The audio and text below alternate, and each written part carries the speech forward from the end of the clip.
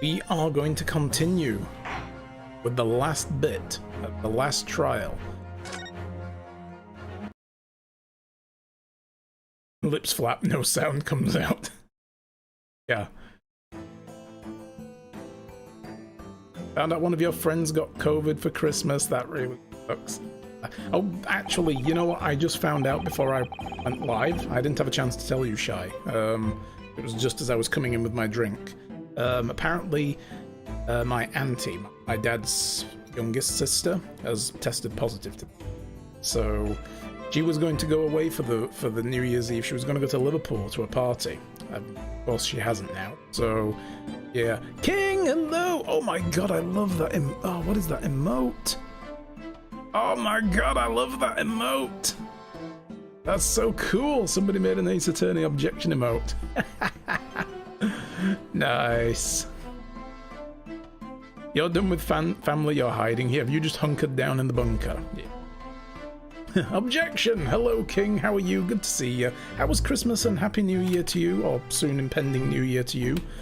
Alright, so let's just quickly recap, but you know, if you guys want to know the whole thing, you'll have to watch the VODs because so much has happened. We're right near the end. We found out who murdered Inspector Gregson, and it turned out it was the judge from Japan. It was Seishiro Jigoku. But it was because Gregson came to kill him. But it was part of a much bigger plot. We found out that that message we found at the end of the first game, where it said Aosogi and A Shin, and then it was T Gregson and John J Wilson, right? Well, if you read them like above and below, A Shin was above Wilson, Kazuma Asogi was above Gregson. So Kazuma was supposed to kill Gregson. This was an assassin exchange between the two countries. They were going to send a British assassin to Japan to kill a British guy, and then they were going to send a Japanese assassin over to England to kill Gregson. And this is all to cover up the whole Professor stuff. Apparently something's happened. We don't know yet what. Something has happened to threaten security of the secret. And the secret, it seems, is that maybe Genshin Asogi was framed all along. We don't know yet. But we are tracking this down now because we were about to get an innocent verdict for our client, Barot van Zykes. And then well, the prosecution was like, no, this guy is still shady. Something's going on with him, and I will prove it. And he wants to know the truth about his father's death. But we agreed to go along with it, even though we were going to get our client off scot-free. And Barot van Zykes was happy with that as well. As like, absolutely, yes, I want to clear my name once and for all of the whole Reaper thing. Been avoiding this game because you want to play it myself at some point, but Happy New Year. No problem, King. I'm sorry if I just spoiled everything for you there. Sorry, I know you've been avoiding this game, that's right. Hopefully you plugged your ears or muted it while I started. Missed a lot of context for the game, just going to be like, go with the flow. Yeah, that's it, stuff happened, that's exactly what it is. Mom is mad who told her rather she not go shopping, but she refuses to wear a KN95, keeps insisting I like my cloth masks better. Ugh, yeah. I mean, it's better than nothing, but if you can get like a proper filtered one as well, better still, you know? It's like, oof.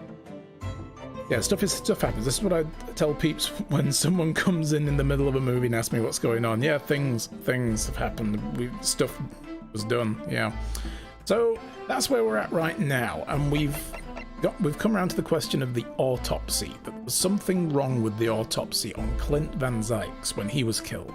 And we know that Eugen Mikotoba actually was present as well, because the only other people who were present was John Wilson and Gregson, and now they're both dead, which is, we think, what Judge Jigoku's counterpart here in England wanted all along. And we know who his counterpart is. It's obviously Mael Strongheart. He's now in charge of the trial, and he's walking a tightrope. So yeah, here we go. Yep, back to writing. No problem, Shy.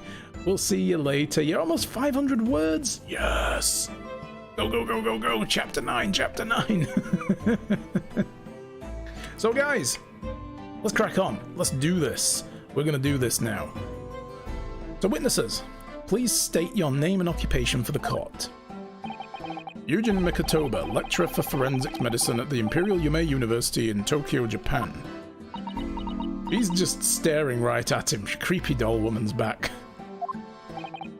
And Professor Mikotoba, the young lady beside you is... mute? This is Dr. Maria Gori. Scotland Yard's practicing coroner. The daughter of Dr. Scythe, I understand. Yes, Dr. Scythe. What? Yo! Hello, what's up, Zaras? Thank you very much for that resub coming on in with a resub at the end of the year. Thank you, dude. How are you? By the way, guys, I forgot to mention we're at 700 followers now for the channel, and I am happy. We had a guy follow the channel, another streamer I know called Talon, followed the channel actually around about midnight last night, my time. So that was a nice thing to see when I was setting everything up. I'm like, wait a minute, 700 followers? We were at 699 last night, last stream. So we hit 700 followers. That's awesome as well. So thank you everybody for being here, and happy end of year to you too, Zaras. How are you doing, dude? Are you gearing up for your big move? I imagine you are. Everything in boxes. Oh my goodness. I don't envy you. You just got home from seeing Spider-Man. Ooh, nice. I really wish I could have gotten to see that at the cinema, but I'm probably not going to go. I'm just going to wait for the Blu-ray. Gonna box everything next week. Just, yeah, mad rush, pack it all in. Excellent. Well, for now, you can put your feet up and we'll entertain you. How's that? I'm afraid I can't tell you why she's here. She just appeared. Oh god, she's looking at us now. You summoned this strange Japanese man as a witness to that autopsy. But you don't summon Mama. That makes no sense. She was there too. Well, she's in jail now. Well, that's about the size of it. I've had her eyes boring into the side of my cheek constantly, whilst I was in the antechamber too. Oh man, the idea of it's making me shudder. The revelations about Dr. Scythe that came to light some days ago defied the reputation of the entire judiciary. He was therefore deemed unfit to appear as a witness in today's proceedings. The Ministry of Justice's decision on that is final. Well, we wouldn't want any more perjury to be committed. Then the week after that, you're flying down to pick an apartment. Sweet! Oh god. Look, there we go. She's in the mask now. The Ministry of Justice. Some questionable strings are being pulled, I think. I remember you, Dr. Mikotoba, but I certainly never expected to be meeting you under these circumstances. Yes, it's been a long while, Lord Strongheart. The prosecution understands that you were a visiting student of forensic science in London until 10 years ago. That's right. I studied under Dr. Wilson at St. Sinners. So you were present at the autopsy of my brother, Lord Clint Van Zykes? I was, yes. I assisted Dr. Wilson with the entire procedure. Mama is far more skilled than any Japanese man. Wow! Another racist! Well, Dr. Wilson asked me to be his primary assistant on that occasion. And this autopsy report was actually penned by you, I believe. Yes, I noted all of the doctor's findings, and when we were done, he read through the document and signed it. Well, Mama, as secondary assistant, she wouldn't have had such a good view of all the innards. She's creepy! Stop being creepy, woman! So, Professor, do you remember Inspector Gregson? Yes, of course. If it wasn't for his insistence, Lord Van Zykes' autopsy would never have happened. But he was absolutely convinced it would reveal decisive evidence against Genshin, you see. So Lord Strongheart had to entreat the nobility to allow it to take place. You correct me if I'm wrong, my lord. It was a result of that autopsy that the mass murderer was apprehended and justice was done. But Gregson admitted it before he was killed. He admitted that the results of the autopsy were fabricated. You were there at the time, so you must testify. You have an obligation to tell the truth about what really went on. Absolutely, precisely why I'm here. And that's why I'm here too. You weren't even there, girl. Very well then, you will give your formal testimony now, witness. But before you begin, a word of warning. You will state truthfully and accurately what you saw and what you heard at the time. I wouldn't dream of doing otherwise. The moment your testimony verges on supposition, I will expel you from the courtroom. Wow, he's giving him a tight line to walk. Because he knows he's probably, like all people do, they might speculate in the middle, like, get out, you know, and he'll be like, ah, well, what a shame, you can't analyze that witness, guess we'll have to close the trial. Yeah. That's what he's hoping. Let's hope Mikotoba's on the ball here. I mean, he will be, otherwise this won't be much of an ending to the game. From my own observations, I couldn't say there was any indication of the autopsy results having been fabricated. Death resulted from a wound made by a Western-style sword transfixing the heart. That I found a little strange. Whoa, a Western-style sword! But wouldn't Genjin Asogi have been... He was carrying the samurai sword, Karama, at the time. Ooh. Our last meal of the year will be Burger King! Nice! Not Taco Bell, then.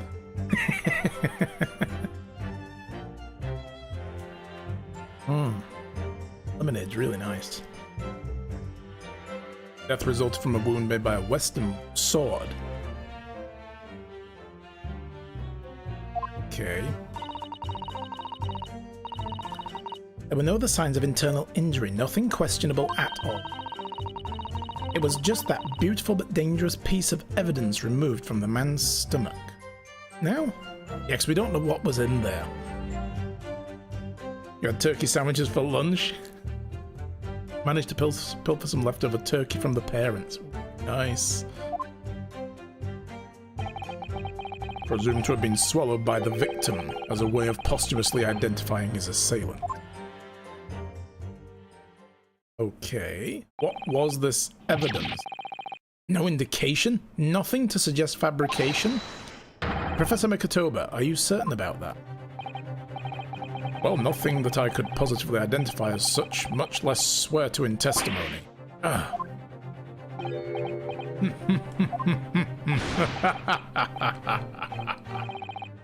Well, that clears things up nicely. The only fabrication here, Asogi, has come from you. What? You claim the inspector confessed just before his death. But that is the fabrication. No, he freely acknowledged it. I swear he did. You mean while you were pointing a sword at him? Yes, having probably taken a swing at him because we found the tip of your sword buried in his luggage and he must have used it. Yeah, what? We still didn't clear all that shit up. Wonder if that's going to come up again. Love getting my face ripped off by my mother in my own house in front of the kids. Something I literally have nothing to do with and can't do anything about. Oh, yeah, that sucks, dude. Freely, with the tip of a sword at his throat, the man was clearly at his wit's end. A court will give no credence to this confession that was uttered in obvious desperation.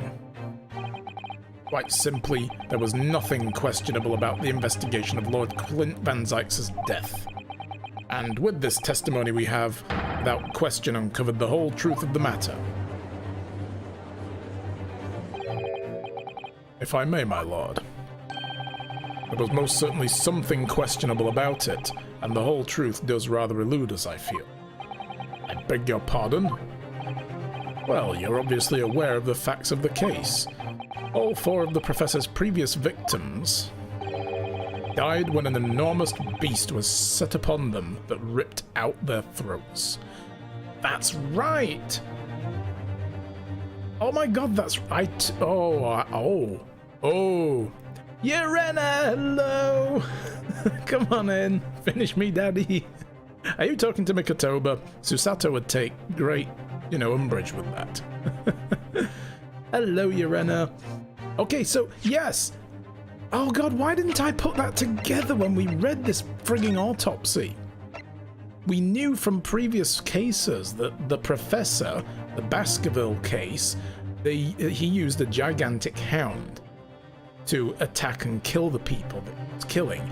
But Clint Van Zyx was killed by a stab wound, not having been savaged by a dog. That is different. That is weird. He's a hot daddy. Yeah, well, stick around. We're going to be playing Yakuza after this. You'll find more there you can swoon over. Although I don't know if Kiryu is going to be in this one. Oh man, how did I not put that together? Oh, such horrifying crimes. But curiously, the killer's last victim, Lord Clint Van Zyx, suffered a different fate. Yes, you're right. He was stabbed through the heart with a sword.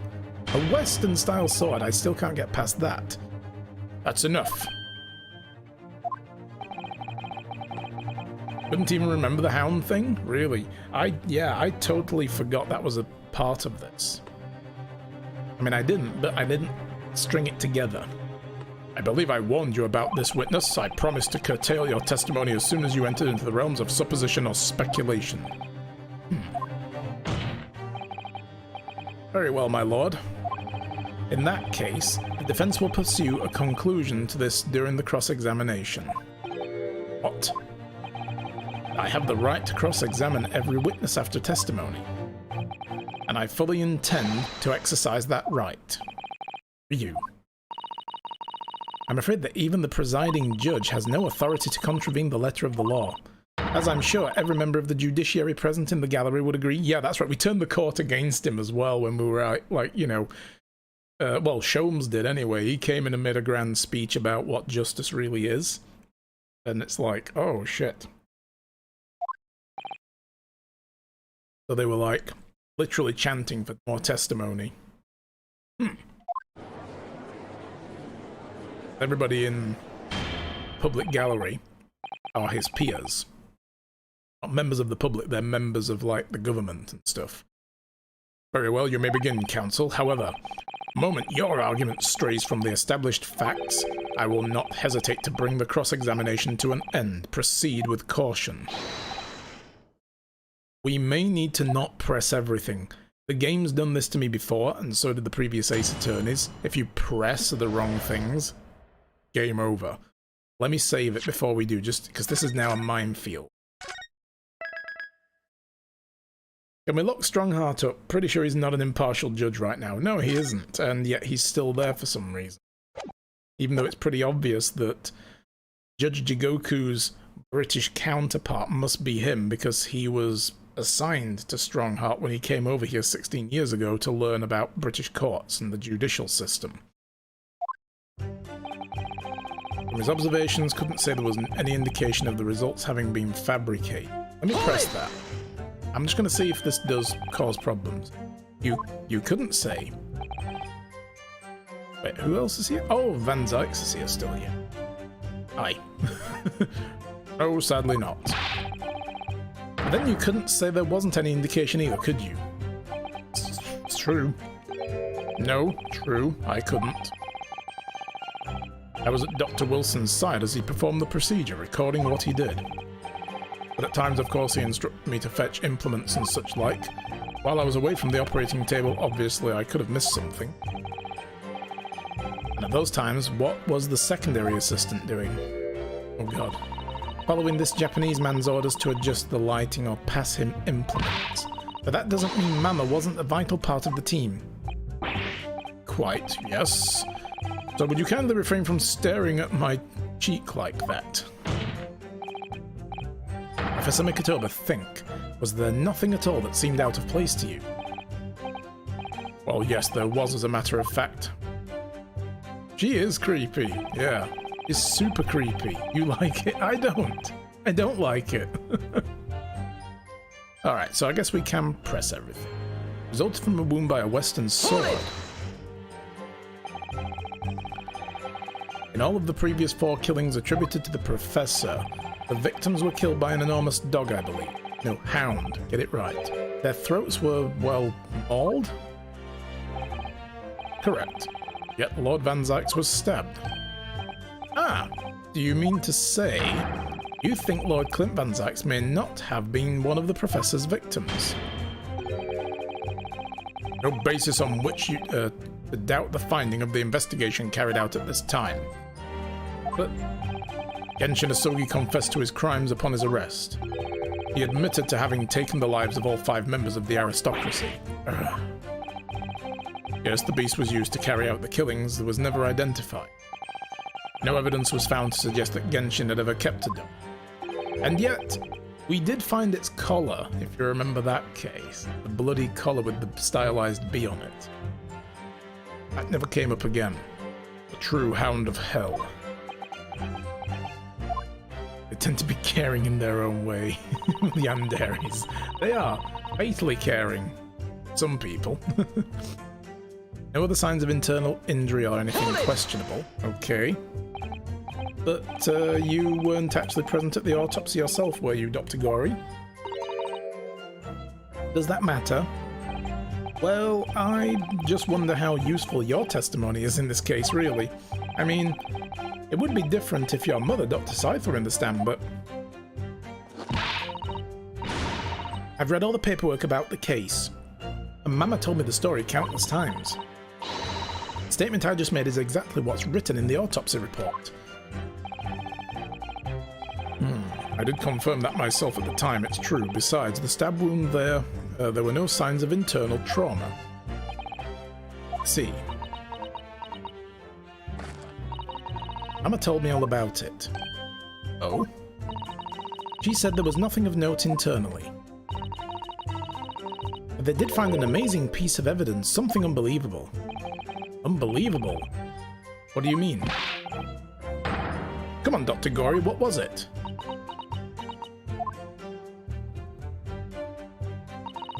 It needs a proper sharpening technique. Rubbing knives on knives doesn't work. No, it doesn't. But it looks menacing, so she's doing it for effect. She's like, no, these are just my show-off knives. I'm just doing this to scare people. I don't use these to work with. A beautiful but dangerous piece of evidence removed from the stomach. Hold it! What exactly was it, though? What does beautiful but dangerous mean? Well... it was sparkly, round, with a hole, as if it might slip over a finger, perhaps. A ring? It was a ring, belonging to Genshin Asogi. Whoa. Father's ring was inside the victim's stomach?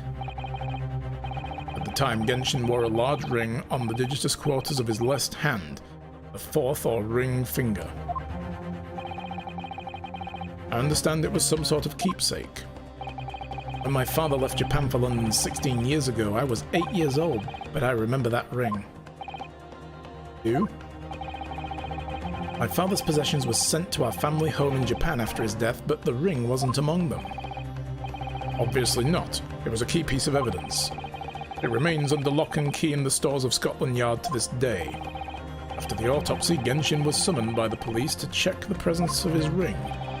It wasn't on his hand, of course. Moreover, there were deep abrasions on his finger where it had been pulled off. They arrested the man there and then, right before my eyes. How could they? Well, I mean, that seems like open and shut to me. I brought the ring along with me today. Whoa, okay, cool. Whoa, look at that thing. Here it is, a bit dusty from years in the stores. I like how her eyes are all shiny and shimmery about it. Good gracious, yes, that's it. I haven't seen that ring in 10 long years. And that was found inside the victim's stomach? Yes, I'm afraid so. You hesitated there, Professor Mikotoba. Should we read something into that? Is she proposing to me, if you like? Yes. And you can say yes right here and now if you like. Ah, well, it's just that thinking back now, I didn't actually witness the moment it was extracted from the victim's body. Oh my, really? At that precise moment, Dr. Wilson had asked me to fetch him a new scalp, you see. Dr. Gory, the removal of historic evidence from the stores requires my consent, does it not?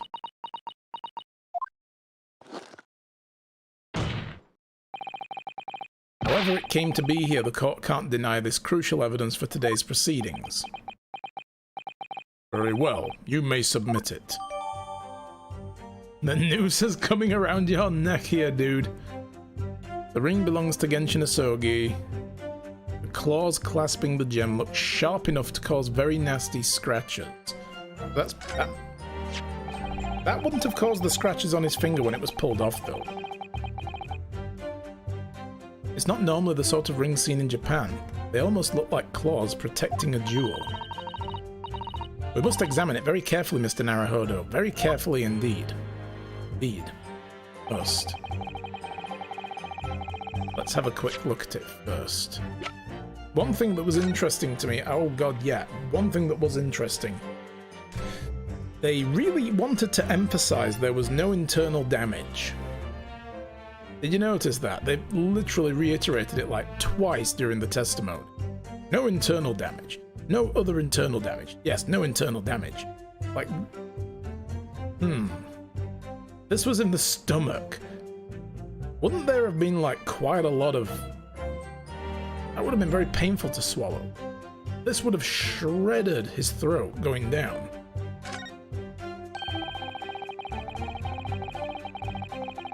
Still 4 hours and 20 minutes till New Year, and yet people are crazy with the fireworks. The odd one or two have been popping off here as well. I have a window open because it's actually kind of mild today. Really, the house got really warm earlier, so I opened a window to cool off.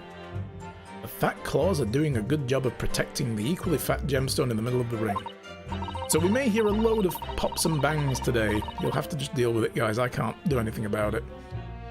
If you were clumsy, you could give yourself a rather nasty cut on them, I should think. Ow! It's clumsy. Now my finger's bleeding. The claws are really sharp. Oh my, that was very clumsy. That was very quick clumsiness. That's a very hard statement to say. That was clumsy. How clumsy of you, dude. Who would make such a dangerous ring? Couldn't swallow it without doing yourself some fairly serious damage. See? A sticky mochi bun of about that size would go down much better with some red bean paste in the middle. Yeah, someone as clumsy as me would probably manage to choke on it somehow. Yes, you would. Is there no engravings on it or anything? No. They found it in the stomach. Seeing how Mikotoba was asked to leave the scene, they just popped it out of a pocket. Oh yeah, for sure. Let's just press this and see if anything new shakes loose. And then I think we have to use this on the whole no other internal damage statement or whatever it was. That was the decisive evidence that led to Genshin Asogi's arrest. Correct. After further investigation by Scotland Yard, the man admitted to his crime. That's a lie. My father was no killer. Barrett Van Zyte, it was you. You twisted the truth to suit your purposes. Your hatred of me doesn't change the facts that were established 10 years ago. My brother Clint had closed in on the professor. In the end, he exposed the man and put a stop to his lethal rampage. In the way only a man of my brother's caliber could.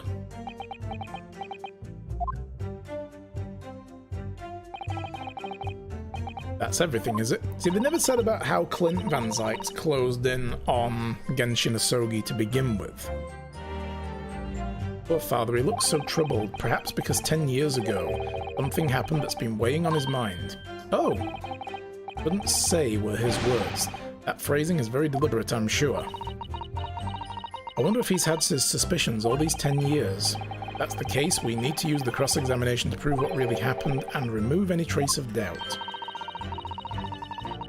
If we could establish that Kazuma-sama's claim of fabricated evidence is true, we can't shy away from this now, even if what we might uncover could lead to total calamity. Don't worry, Mr. Naruhodo, I'll be right beside you, whatever may happen. He's talking about his PP. About the caliber. Alright. Couldn't say there was any indication. A wound. Here we go. No other signs of internal injury. I believe we need to use the ring here. Objection! Music stopped. The court has heard that the ring was extracted from the victim's stomach, but you didn't actually see it being removed, did you, Professor Mikotoba? That's right. As I said in my testimony before, at that moment I was fetching a replacement scalpel that Dr. Wilson had requested. In other words, you can neither confirm or deny whether the ring, in fact, really came from the victim's stomach or not. What are you suggesting, counsel? That the ring was never in the victim's stomach to begin with. It's entirely feasible that Dr. Wilson fabricated that detail about the autopsy. What are you saying? That Dr. Wilson... I just said it, fabricated that part of the autopsy. Pay attention. Dr. Wilson was in possession of the ring in advance, after it was somehow stolen from Mr. Asogi. And he produced it during the procedure, pretending to have found it there and then in the victim's stomach. Objection! Oh, our own client's objecting. This should be fun. Supposition at best. What possible evidence do you have to support such a rash claim? The ring itself and... Oh, it's even in the autopsy report. That's right. It says in there, doesn't it?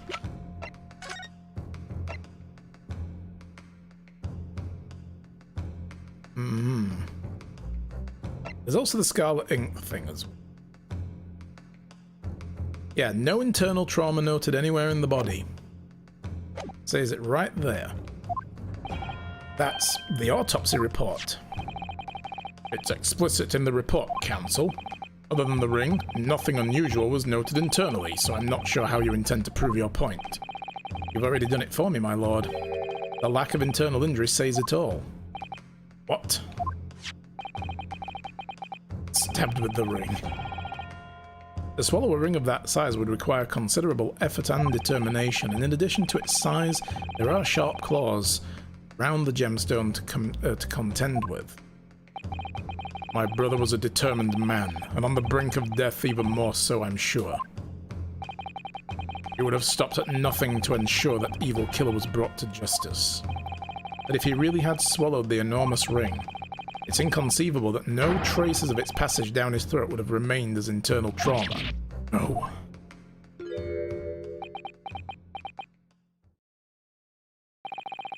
And there you've arrived at the sticking point. That's precisely why I had my doubts about the finding myself 10 years ago. Why didn't you say something at the time? I did. I still remember the conversation I had with Dr. Wilson in the laboratory that day. Look at this. Now this is a very curious thing to find in a man's stomach, wouldn't you say? But isn't that rather peculiar, Dr. Wilson? What's that now, Mikotoba?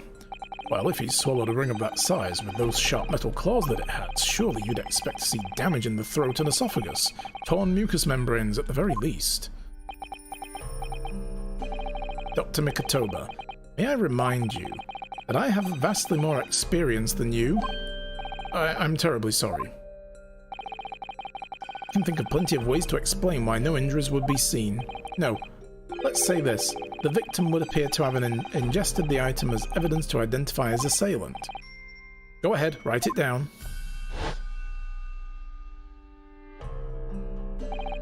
So I was right. Dr. Wilson deliberately fabricated the result of the autopsy to implicate my father.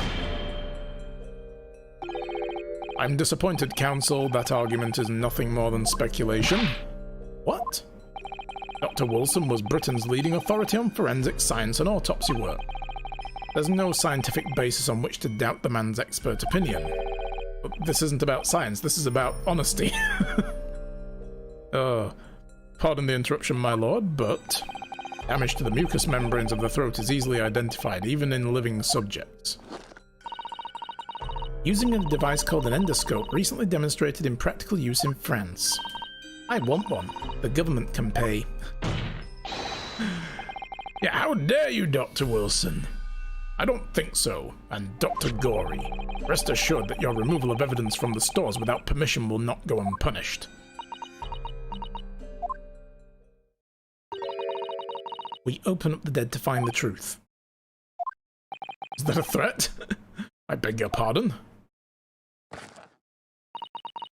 But, Mama, He chose to stitch her corpses up with all their secrets inside. That's wrong. Dr. Gory is looking as though she's chosen to walk a different path to her mama.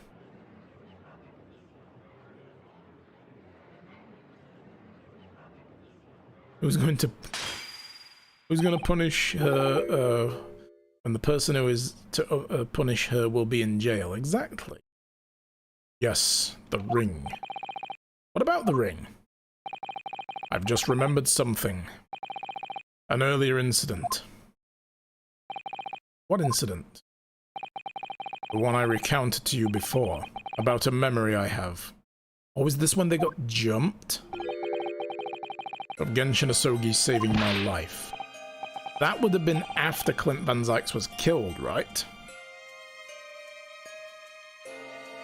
Please tell me he still had the ring on him at the time. What? My father saved your life?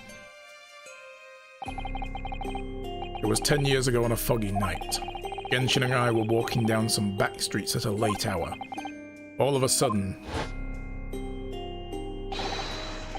Don't make a peep, you're coming with us. He's got the ring on! Look at the ring! All of our assailants were armed with pistols and their faces obscured by scarves. Ring boy! Next thing I knew, there was silence all around. Genshin lay on the cobbled street. Blood was seeping from his left hand. He'd shielded me. It was on the ring finger of his left hand that he used to wear that ring. Oh. Are you saying... I've always believed those thugs were after me. But now I'm starting to question if perhaps I wasn't the intended target after all. Wait, but... Genshin was arrested 2 days after that attack. That short interval, the decisive evidence needed to indict him was miraculously found. You mean the ring was stolen from him? You think that's what those thugs were after that night? Oh, damn. Objection! Ooh. Dude, careful. Break that, you pay for it. Pathetic coward. Expect me to believe that you weren't involved. What do you mean by that? It was you, wasn't it? You're the one who took it. You stole my father's ring. This kid really hates with all of his might. You set the whole thing up so that you could paint him as a massive... Chill the fuck out. Kazuma. Yeah, he needs to calm himself. Like, you know, untwist thy knickers, boy. Open your eyes. You must know deep down. The truth can be completely obscured even when your judgment is only slightly clouded. But at the moment, you seem to be floundering through a dense fog. Is that why you were so insistent I should be present in this trial? To see you like this? Or to pull him back from the brink, I think. Well, this is an amusing spectacle. What a grandiose expression on your face, as if you were Lady Justice herself. It seems you've thoroughly convinced yourself of this alleged fabrication of the autopsy results, so much that you're apparently blind to the blatant contradiction that would be born of it. What? Though it's extremely hard to believe, let us imagine that there was some misconduct during the autopsy. If that were the case, why would Asogi not have disputed the finding in his trial? That is true. Why did he just go right on with that? You know, like...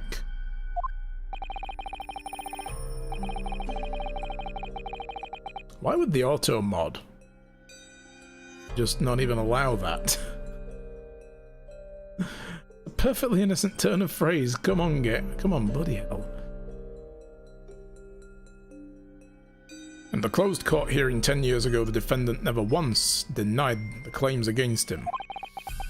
I know, right? Is Lady Justice, is he saying that Kazuma looks like a girl? And it was the looks like a girl part that it objected to. What? Really?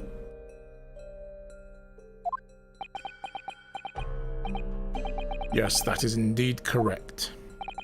Upon hearing the verdict of guilty, Really closed his eyes, quietly accepting the judgment. The actions of a man who has accepted responsibility for his deeds is resigned to his fate. But then... oh my, that is very strange. Mr. Asogi did nothing to oppose the charges against him, then... that would surely mean there was no fabricated evidence. An obvious conclusion at which you should have arrived many minutes ago, Prosecutor Asogi. Your twisted loyalty and clouded judgments are hampering your ability for logical thought. Ugh. Guess they added it to shield trans people. That might be true, yeah. And they did just tweak a bunch of automod settings a couple of months ago. So... I just explained Kazuma to James and he was like, oh, so Edgeworth then? And I was like, yes, it's implied he's Edgeworth's ancestor. Kind of, yeah, I guess he is. Genshin Asogi's silence at his hearing can only mean one thing. There was no fabrication of evidence during the autopsy to his final victim 10 years ago. Ah! Yeah, Edgeworth was more of a dick, yeah. But if the autopsy was above board, there'll be nothing to stop Lord Strongheart bringing the trial to an immediate conclusion.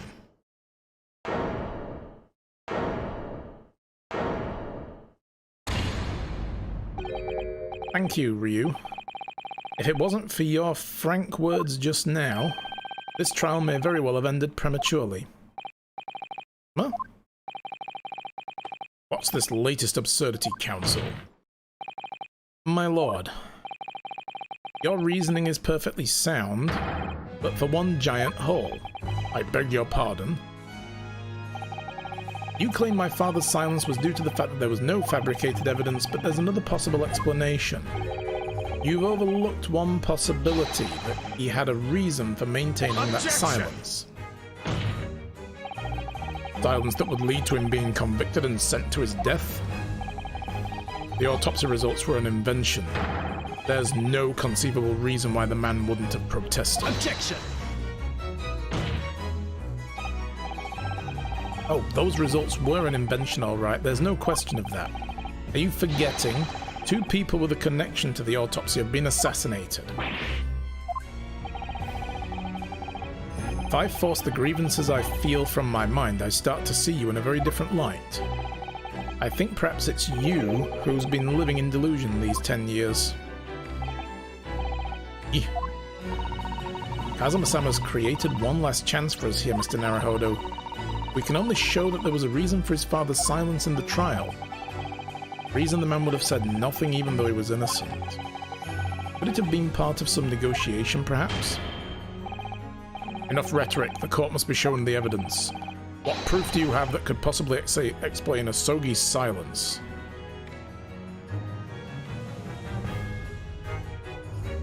What do we have? Need something from all the way back then. None of this new stuff.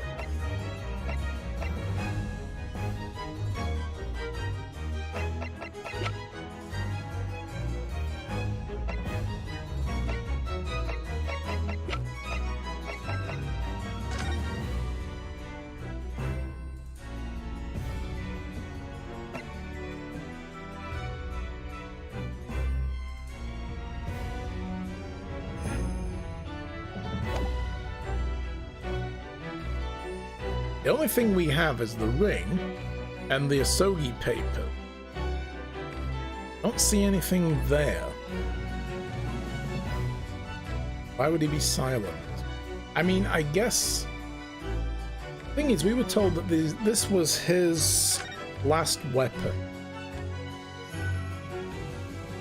And yet there's nothing in here that screams last weapon. We were given this by the governor of the prison, Barry Caden. Good old Barry Caden. And said that he just picked them up out of his cell after they sent him for execution. The weapon for us to use now? Maybe, but I don't understand how. But... what if there was more? What if there was a lot more than just this? Save and try. I'm just gonna try. I'm gonna try this. This is the only other thing we have from that time period. Take that! I don't think that worked. This is the defense's answer to that question. No. As I indicated before, my patience for rhetoric is growing thin. Alright, well, I deserve that. Wrong. Could have at least accompanied that penalty with an explanation of why the answer was wrong. Kazuma-sama's father knew the evidence being used to convict him was fabricated. Why would he have said nothing in the trial? If it were me, I'd have protested my innocence until I was blue in the face. So if we're right about the autopsy results, there must have been a strong reason for the silence. Perhaps he was saying nothing in exchange for some sort of clemency? Oh god, he was supposed to walk free! In a way, because the fake autopsy, or the fake execution of his, was set up right, that he would then leave. What? Oh my, wait. What if he was like Kazuma is supposed to be now? Right? He was over here to do a job, and then he would get out scot-free afterwards. This was their way of doing it. But that meant he did the killings. But what if a backroom deal... I mean, I've kind of figured that a backroom... I said this when we did the whole Professor case, and the first real thing came up around the Professor was that there was some kind of backroom deal, kind of like what we saw with Giselle Brett, that Japan wanted him back, but they needed to have a show trial and execution, but it was all done in secret. Done and dusted. Because then he could walk away free. They wouldn't even let anybody know who he was. Nobody knew who he was. They kept that super confidential. Yeah, he went through with it because he knew he was going to be fine. So what do we use to... Of course. What do we use to do that? Okay, enough rhetoric. The court must be shown evidence. What proof do you have that could possibly explain his silence in court?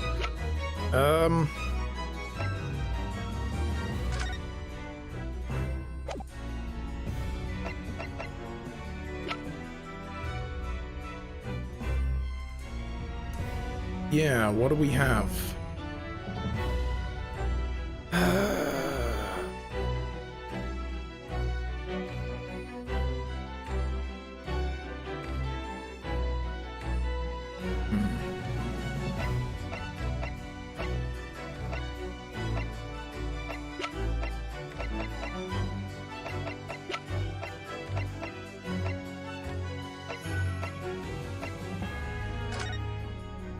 This is also from that time period. Dismissal notice.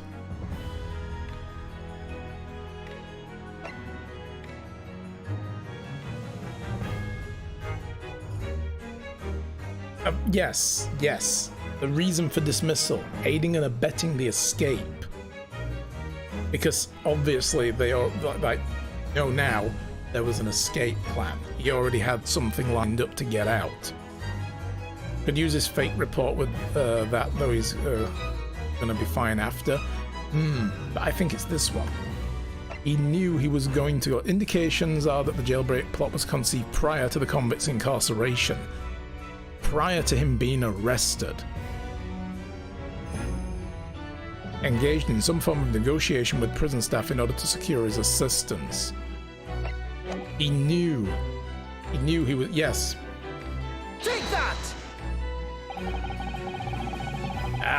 It's true that Genshin Asogi's silence during his trial resulted in his conviction, but that didn't actually lead to his execution. On the contrary, it led to his escape, an escape that was only possible because he'd been sentenced to death. Well, I find it hard to believe my father would have negotiated in that way. Defense is correct. Nope, it is. It's this one. Yeah, this is one of the ones, it's only objections against statements, you know, against, like, testimony where the music stops, or most of the time. A fake execution, falsification of death certificates, and jailbreak inside a coffin. Clearly such an elaborate plan couldn't have been carried out by my father alone. Must have had the help of a collaborator from the judiciary. Strongheart. I have here the dismissal notice of the chief warder who was working in the prison at the time. The note reads there are indications the jailbreak was in planning prior to the inmate's carceration. In other words, there were suggestions of some sort of negotiation between Mr. Asogi and the British government. He's stone silent, is like, fuck. In exchange for his silence in court, he was given an assurance that he would be broken out of prison. Yes, with that sort of clandestine agreement in place, I can imagine he would have kept very quiet. He was supposed to accept it, to give them their killer. That doesn't necessarily mean he did it, but they needed him to close the case. Yeah, stop going that way. I would go further than that, in fact. I would say the elaborate jailbreak of Mr. Asogi can be explained in no other way. Order! Order! First fabricated evidence and now a jailbreak conspiracy. Of course, because it's all intimately linked. The prosecution wishes to summon new witnesses to the stand. Witnesses? People who can testify about the jailbreak that took place 10 years ago. Oh, yes, of course. Oh god, are we gonna have to take another recess? I don't think Strongheart's gonna allow this. Governor Caden and the poor chief warder of the prison? Oh, poor Daily Vigil. I won't allow this trial to turn into a farce to summon the governor of a prison after all these years. Oh, it won't be any trouble, my lord. Oh no, you were fucking joking. Oh no. Did Sholmes go and fetch them? Because he brought these two here. He just hopes it's so ridiculous that they not proceed with this case. I know, right? What? Father? My dear friend and I appear a little what? Rattle-pated at times? What is that? That's a really old word. We're a little rattle-pated at times, but I can assure you he is extremely thorough. He wired both Barry and the local prison earlier, asking Governor Caden and Mr. Vigil to attend the Old Bailey as a matter of extreme urgency. Fucking Sholmes. He's such a bungler, and now it's like, dude, I'm pulling out, like, all the stops. We're done with this. Mr. Sholmes did that? Telling me that he is a maniac, yeah. He's been playing stupid with us all this time, and now he's like, this is how smart I really am. I'm just going to not fuck around anymore. Both men are, unless I'm very much mistaken, waiting just outside the courtroom at this very moment. Look how pleased he looks with himself as this just smug git. Oh, I will strangle Sholmes, right? My lord, you must permit the trial to proceed as you declared it to the outset. You promised we would stop at nothing to uncover the whole truth behind these disturbing findings. But he's doing all that because Strongheart did something minor to him a long time ago and he wants to fuck with him, probably. Probably. Very well, bring in the witnesses. Make no mistake, I too would like nothing more than to lay this business to rest once and for all. Yeah, I'm sure you have a very clear idea of how you want to lay it to rest though, right guys? I think he knows how he wants to lay it to rest. Will the new witnesses state their names and occupations for the court, please? I, Barry Caden, Governor of Barclay Prison. Vigil looks like his old self. Whoa, I didn't catch all that. Your other persona, if you don't mind. Did he just slip into frigging gossip? Yeah. Everyone calls me Gossip. I sell jointy little tidbits to passers-by. Your other persona, please. Oh, I do beg your pardon. Of course.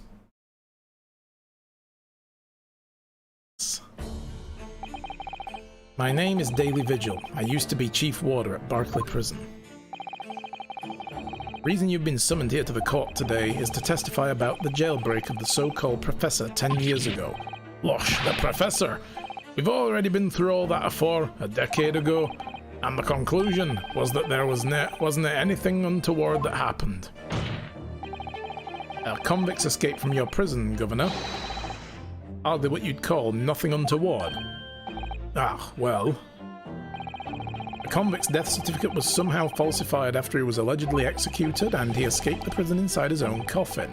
A plan of that complexity could never have been carried out without the help of somebody of influence inside the prison. Governor Kaidan, don't imagine that the passage of time will afford you any protection. If it turns out that you were involved in the plot to break Mr. Asogi out of your prison, then, of course, the consequences will be very serious. In all likelihood, a capital punishment. Oh, gads! Hold on there, laddie! There wasn't it? Witness, Governor Kaidan. Aye, yes, sir. You have a critical role to play in the public safety of our country, a great responsibility to shoulder. The significance of your testimony in court cannot be understated. Therefore, think carefully before you speak. He's probably thinking now, like, how can I pin this all on him and get the fuck away with it? And Prosecutor Asogi, if you threaten the witness again, you will be held in contempt of court. I was just telling him what might happen to him if he fucks around, dude. My apologies, my lord. There's no disputing the fact that an intricate jailbreak was plotted and enacted 10 years ago. Clearly, you were both involved in some way. So you will testify to the court now and explain exactly what took place. He's also trying to put pressure on us to lie on his behalf. Yeah. Very well, let the witness give their formal testimony. Tell the court everything you know about the plot to break Asogi out of Barclay Prison 10 years ago.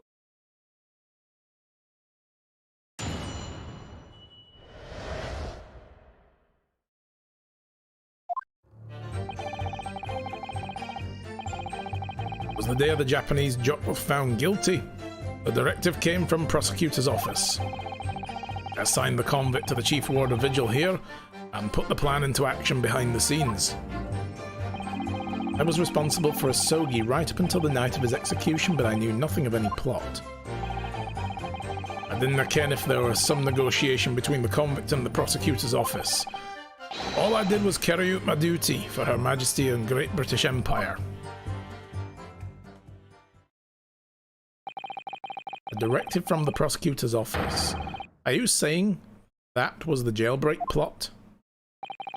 Aye, that's right. Who sent it? Who authorized that plan? So he's just straight up told us that there was a plan and he knew all about it. And again, that is saying you don't know. Listen, there wasn't nothing about that professor case that was unusual in some way. I didn't ask questions, I just did what I was told. More than that, I couldn't tell you. I see. But if the jailbreak plan originated from the prosecutor's office, then one thing is very clear. As suspected, there were clandestine dealings going on between Mr. Asogi and that office. Jailbreak was promised in exchange for Mr. Asogi admitting to the crimes he didn't commit. He didn't do them, but it's all kind of fishy. That counsel is nothing more than speculation on your part. So, let me ask the defense. Oh, yes, my lord. I fail to see how these witnesses have any more pertinent information here.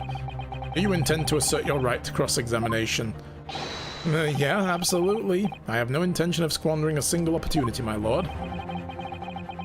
It seems all you Japanese are fiercely tenacious. Very well, proceed, counsel. He's like, fuck you. Why you gotta be that way?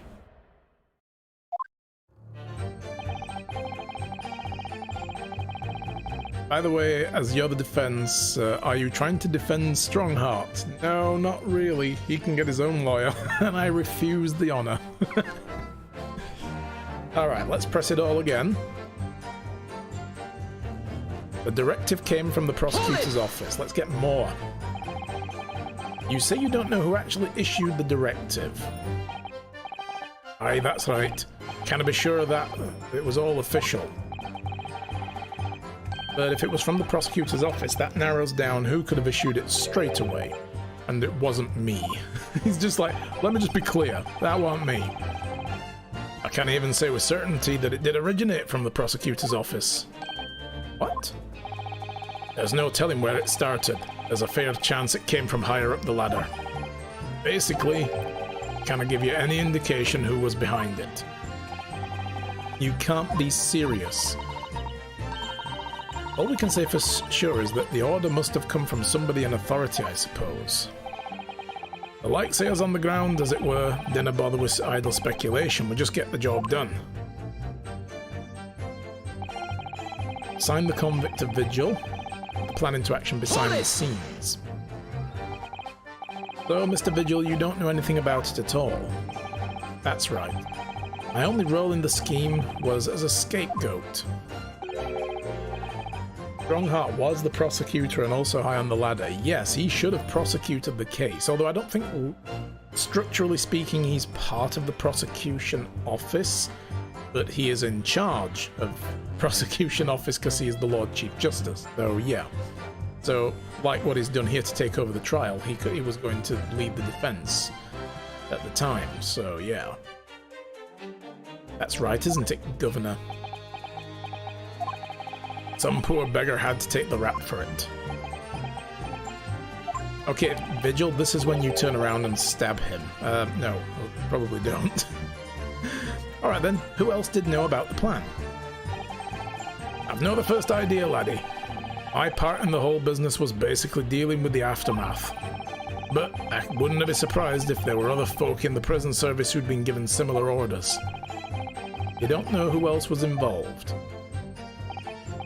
Aye, that's right. All I can tell you is that the night it actually happened, the person at the reins was Dr. Stevens.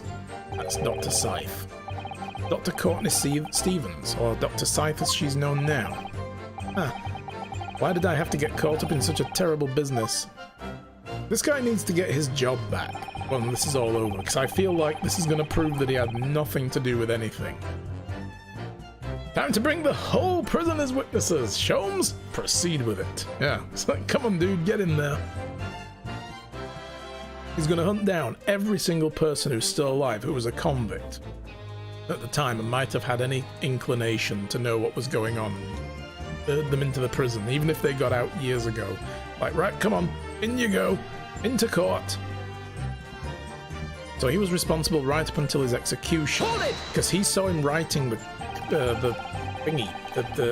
last will and testament. Did you not notice anything unusual happening in the leading up to that night? Oh, everything was unusual, exception after exception. After all, it was the professor. The man had terrorized the country as never before with his crimes. He's gonna bring in even the dead people as long as they were connected, yeah. In order to hide his identity, he was forced to wear an iron mask over his head. Hideous treatment. The fellow was surprisingly docile for someone who'd taken the lives of 5 of the country's nobles. Being the chief warder, I was the only person permitted to approach his cell. I can still hardly believe that I was duped by my own country. Get over it. I believe you jumped from the window of the governor's office when the jailbreak was blamed on you, didn't you? Gosh, Vigil. I cannot apologize enough. No, Governor, I don't believe you can. I thought you were going to say, don't blame yourself. It's like, no, you really can't, you bastard. It won't change what's happened. I really thought he was going to take the high road, then it's like, no, you can't apologize enough. Off. Eat shit, die. Bye-bye. Excuse the sudden leap, but did they explain who Iris's dad is? No. We still don't know. It ain't Mikotoba though. Because it was going to... She thought it was Dr. John Wilson, because years ago, when Sholmes went to the what is it place, coroner's office, they were thumbing through different autopsy reports, and she saw this one, Clint Van Zyke's autopsy, with John H. Wilson as the signature, and recognized the handwriting was the same as the notes of Sholmes' now absent partner. For sure it's Sholmes though, oh yeah. So she thought to herself, oh, my daddy's name is Dr. John H. Wilson. So she called herself Iris Wilson from that point.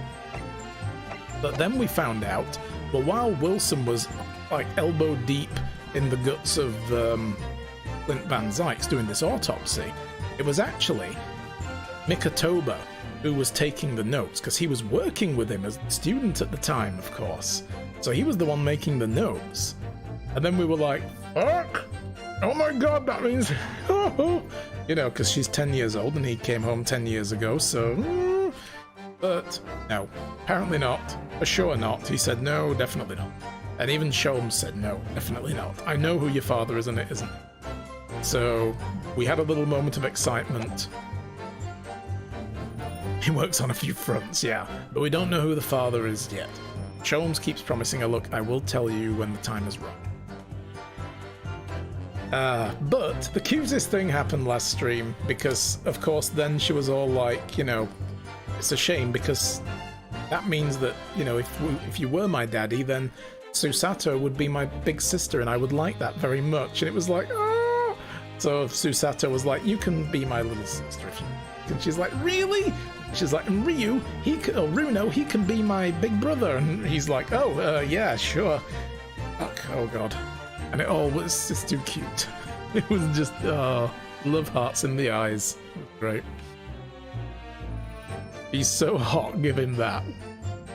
Yeah, maybe he's a dignified looking guy, I would say.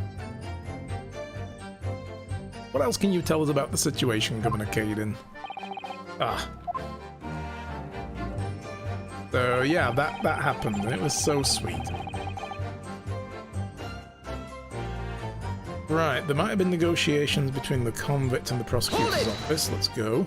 I've already acknowledged that orders came from the prosecutor's office to arrange the man's escape. There must have been some sort of negotiation. It's the only explanation. Aye, well, be that as it may, I dinna ken nothing about that.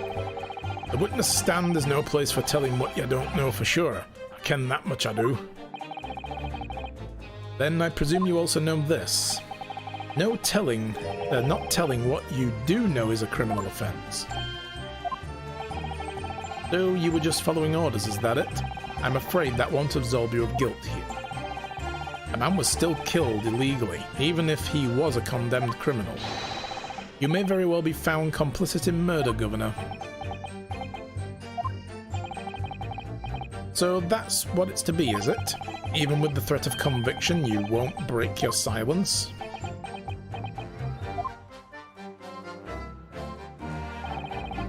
He carried out the duty for Her Majesty and Great British Empire. Hold it!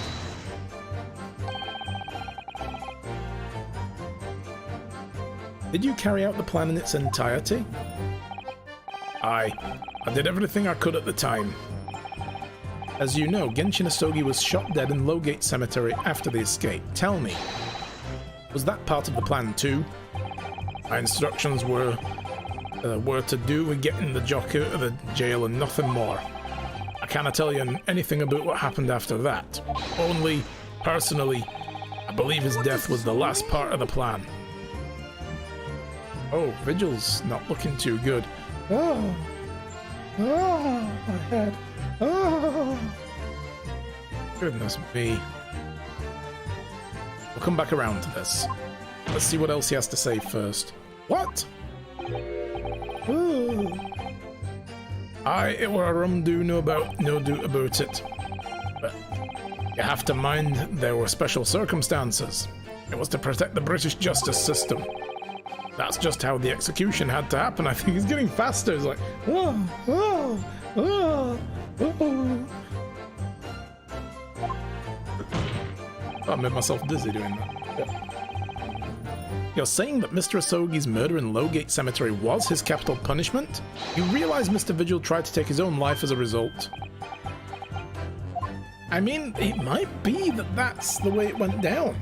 Because when you think about it, yes, they told him, okay, go with it, you'll escape, we'll quietly put you on a boat back to Japan and you can bugger off. So he went along with it, knowing that he would get out, and then, you're a loose end. Whoever set this up shot him. I'm now thinking Lord Strongheart shot him. Just to make sure that he was, you know, he didn't leave. Or Gregson could have been the one to do it. It could have been Gregson that shot him in the end. That'd be a hell of a twist. Aye, well, that's another story. Who was it? Who shot my father in that cemetery that night? I've no answer to that question. However it happened, the country's life was the convict's life was destined to end that night. The moment the execution order was signed, his fate was sealed. But it wasn't though, was it? Because there was a plan to get him out. This court will not pursue the identity of the individual who carried out the order. Okay, Strongheart shot him. We know now. Grrr. So Asogi-san agreed to confess to the crimes because he was assured he'd be broken out of prison later. I don't think Kazuma-sama's father would have engaged in such negotiations. Perhaps something compelled him to agree. What a terrible thing, using the law to legitimize such underhanded dealings with a desperate man. Only to double-cross him in the end. Quite the opposite of justice. Can't help feeling there's something about this apparent negotiation that doesn't quite add up. Something doesn't add up, Mr. Naruhodo? No, it doesn't. Like 2 and 2 making 5, it don't happen. I can't quite put my finger on what yet. In that case, we must keep digging until we identify the problem. Alright, well let's see what Hold it! Daily Vigil had to say about all.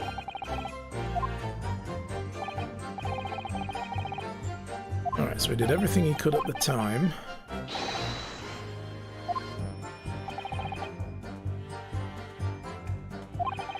Got out of prison.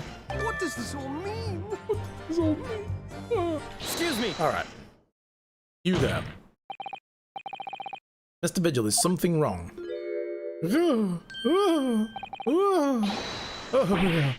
Yes, sir. What can I do for you? He's saluting now? What is it? Some sort of Barclay convention?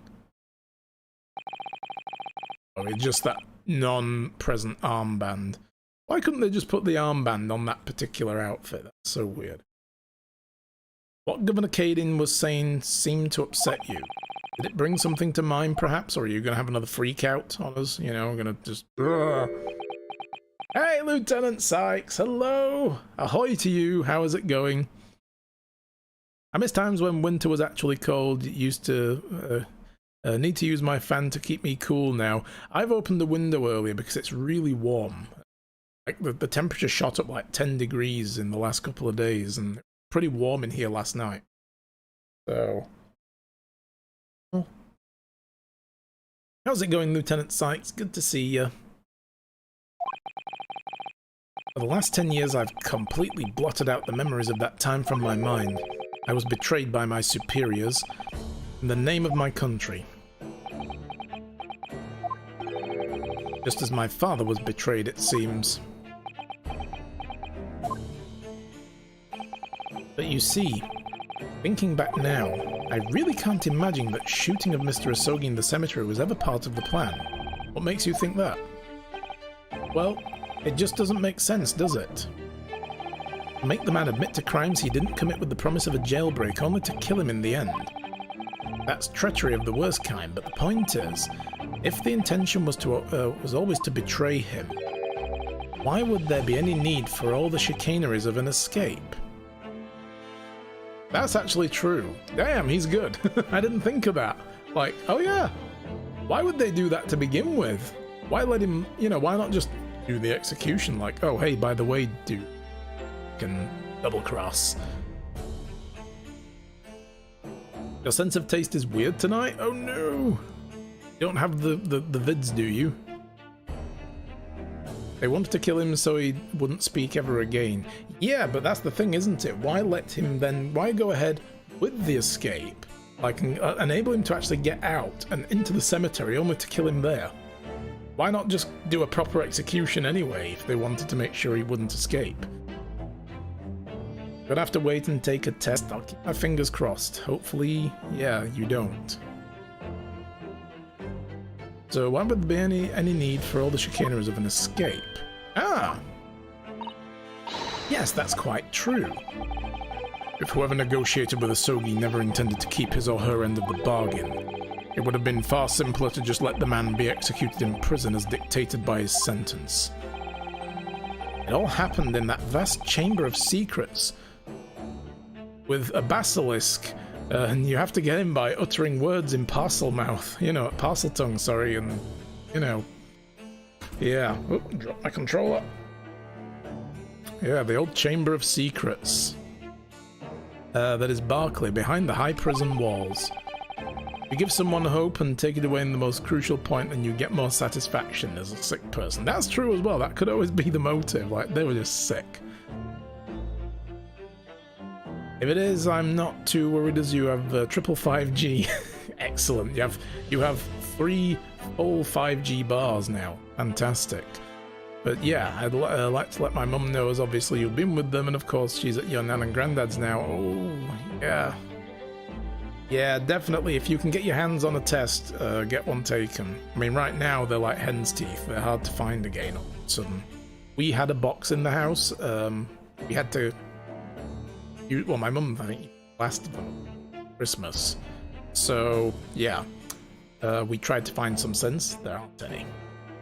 You've got some lateral tests still? Excellent. Yeah, 15G. Excellent. Book a PCR just in case. Again, if you can get one, because I've heard they're really hard to get right. Okay, so...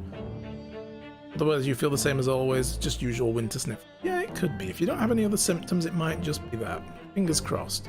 I suppose nobody knows what really went on in the execution room. Yes, it's an unsettling mystery, certainly. Truth be told, there's a wee matter that's never quite made sense to me. If you believe there was some kind of negotiation behind the jailbreak between the Sogi and the body at the top, it doesn't quite add up, does it? Governor Caden, I must insist you explain these doubts you have by amending your formal testimony. Gods, aye. Go on then. Yet Strongheart's like, shit.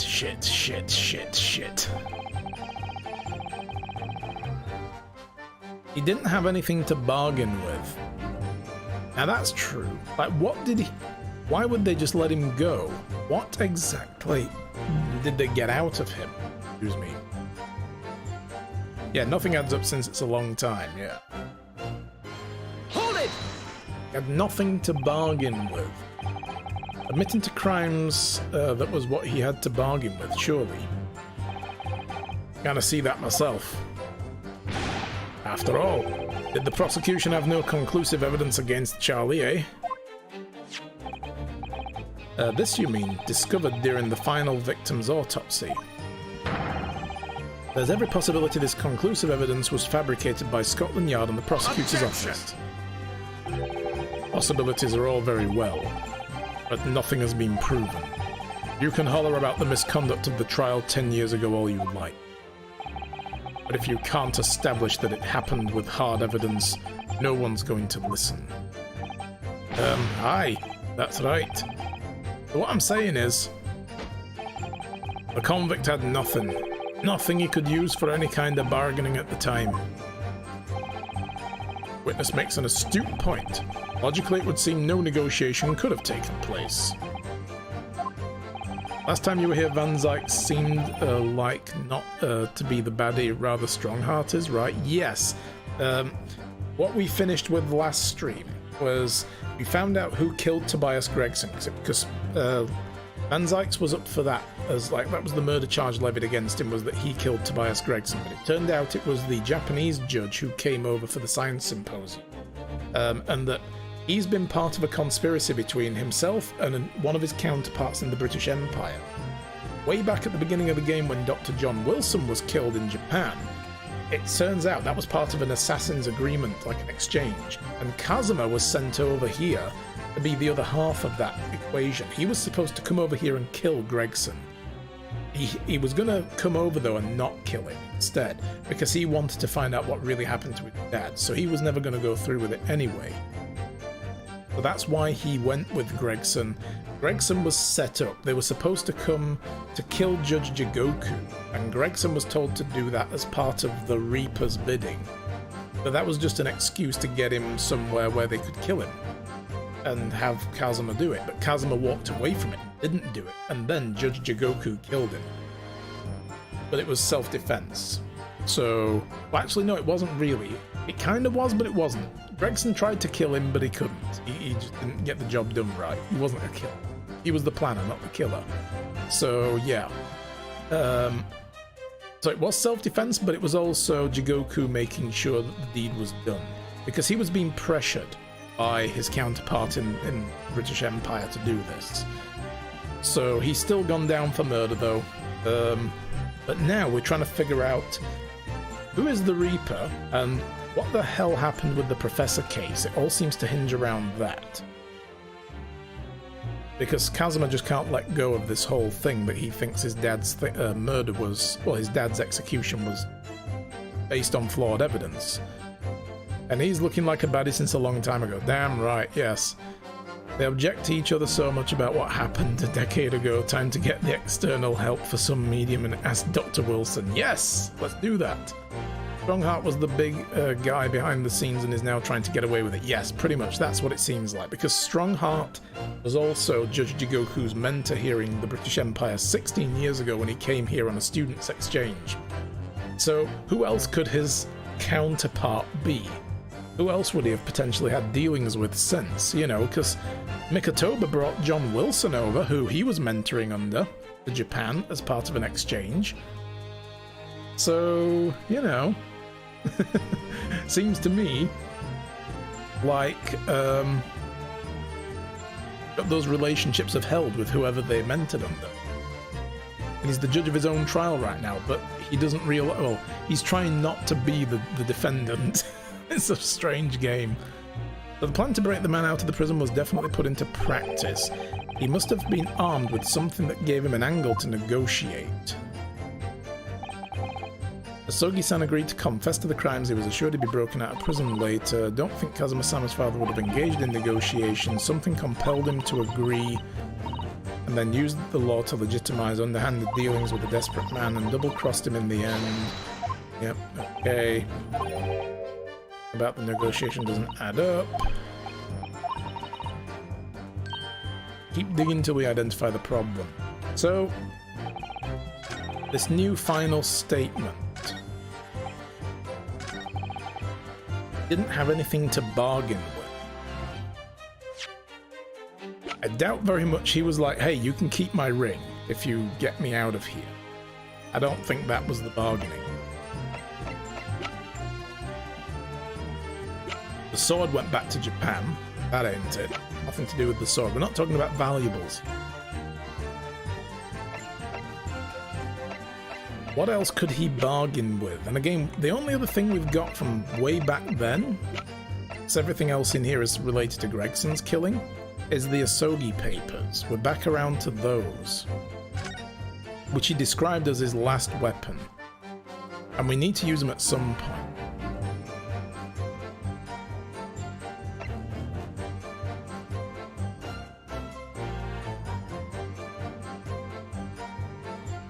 This doesn't look like the last will and testament of a person. This is the last will and testament of a person who knows he's going to die.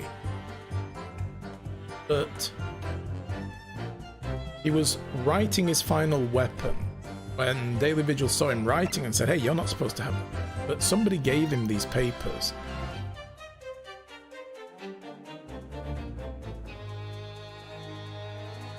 Why would he write something like this if he thought he was going to escape? Because he'd be able to go back home anyway. What if he didn't write this? What if this is fake? What if what he was writing was whatever they'd bargained for? Written something down for them.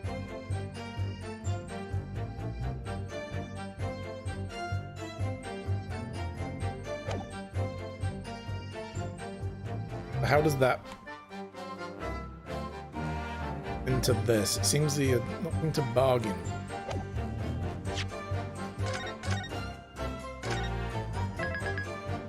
I think he did, and he was writing it down. Right? Nothing else in here could make any sense at all anyway, but this is the only other thing. Couldn't even show it to Kazuma before because he was ignoring everything before the trial. Exactly. What if he'd have looked at it and said, it's not my dad's handwriting?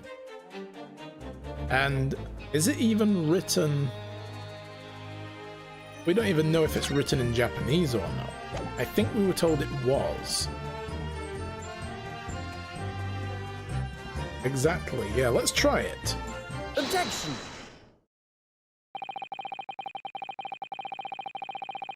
Confessing under oath to murders he didn't commit on verbal assurance of later being broken out of prison. It is written in Japanese, at least that's what they said. Well, I think Daily Vigil told us that he was writing in Japanese on whatever he wrote, but is what we have written in Japanese? That's a thing I don't know. You know, like when we were given... Oh wait, no, when Barry Cading gave it to us, he did say as well that he couldn't make any heads or tails of it because it was in Japanese. I can't remember now. Maybe. I might be misremembering things. A long fucking time ago. Yeah. Genshin Asogi was taken an incredibly risky gamble. Very true. There was nothing to stop the British breaking their word and executing him behind closed doors anyway.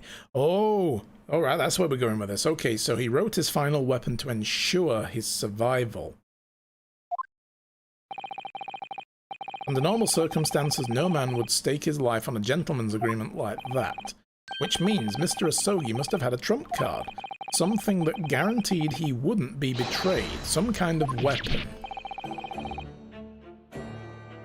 When you look at the miniature papers, it shows Japanese. True, yeah. That it did look kind of Japanese-like. Heavens, the fella couldn't have possibly had anything like that. But you know he did, Governor. The Asogi Papers, the name given to the last will and testament of Genshin Asogi. Ah. Turns out Mr. Asogi was hiding his will in his cell at Barclay. Chief Warder Vigil caught him with it one day. You squealed, did you wee rat? Did I not tell you to keep that a secret? You can't touch me now.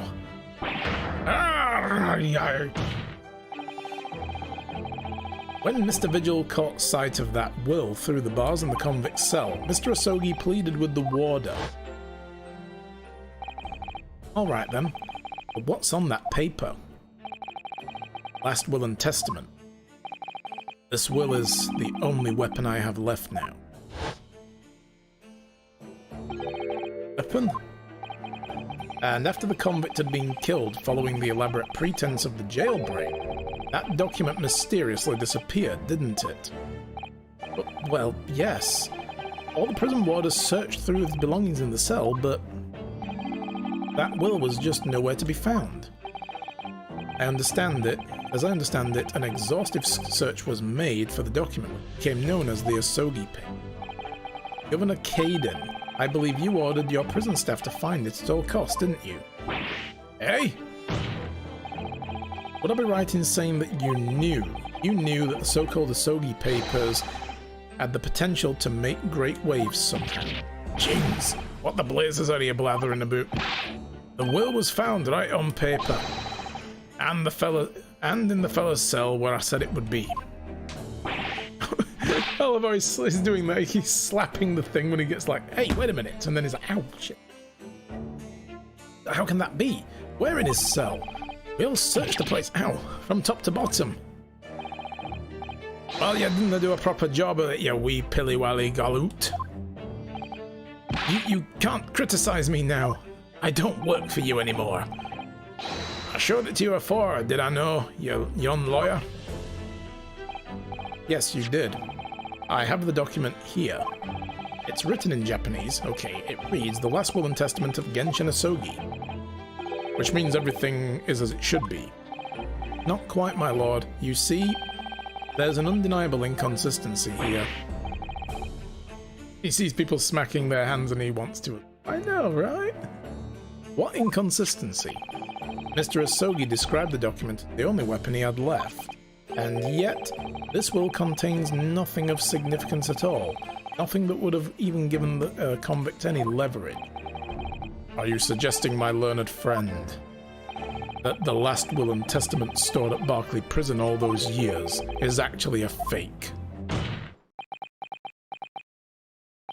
As has clearly been demonstrated already, what went on at Barclay Prison was far from above board.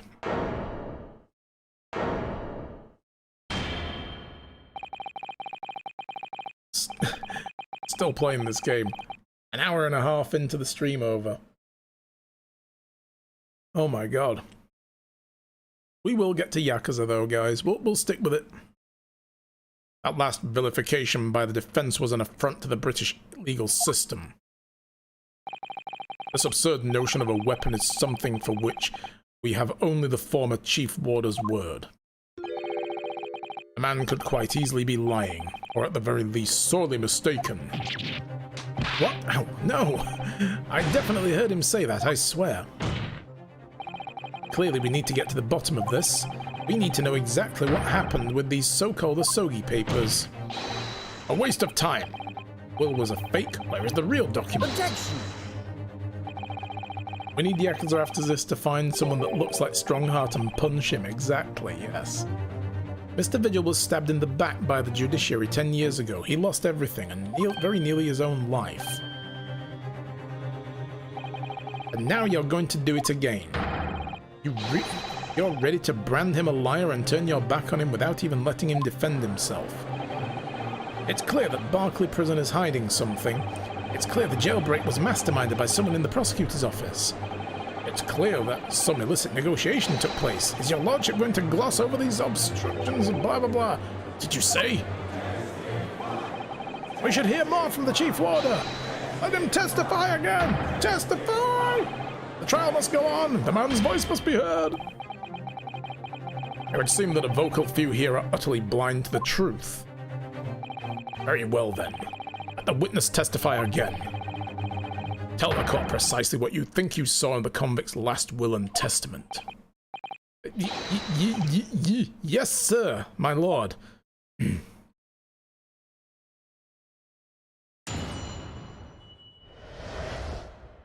Strongheart's really thinking like, fuck, god damn it. As the warder responsible for the condemned convicts, I attended to Mr. Sogi and kept watch over his cell. Ow! The night after he was found guilty in the court, he was doing something with that will in his cell. Oh my. He was doing something with all of his will in the cell. When I looked in, I can't unsee it. We turned the cell inside out looking for it after the execution, but to no avail. I only found out about the papers when a directive came telling me to impound them. The document was in the fold of the fellow's robe that was left in his cell. A kimono, I think it's called. He was doing origami. Yeah, that's exactly. He made little, cranes out of them and threw them out of the window. Strongheart's trying hard, yet he digs deeper. He does. In his kimono? That's a lie. Ow! We searched every inch of the man's cell and we looked through all his clothes. It can't be true. Well, you're not satisfied with calling me a liar once, eh, you wee waffinger? There's nothing you can do about it now. You don't have any hold over me anymore. Other than the hold you like to take on my cravat, of course. It's not even happening. It's the ghost strangling. Is that what you're going to do, is it? Are you going to touch me again? Or are you going to give me a good shake again? Or are you going to spank me again? Are you too scared? He's like, ah! Oh my, little and large. What a double act. We complied with Asogi's will as far as was possible.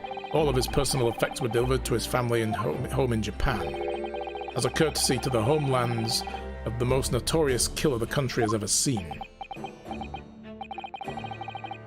And we were very much obliged. I can confirm that all of my father's belongings arrived safely, apart from the rules.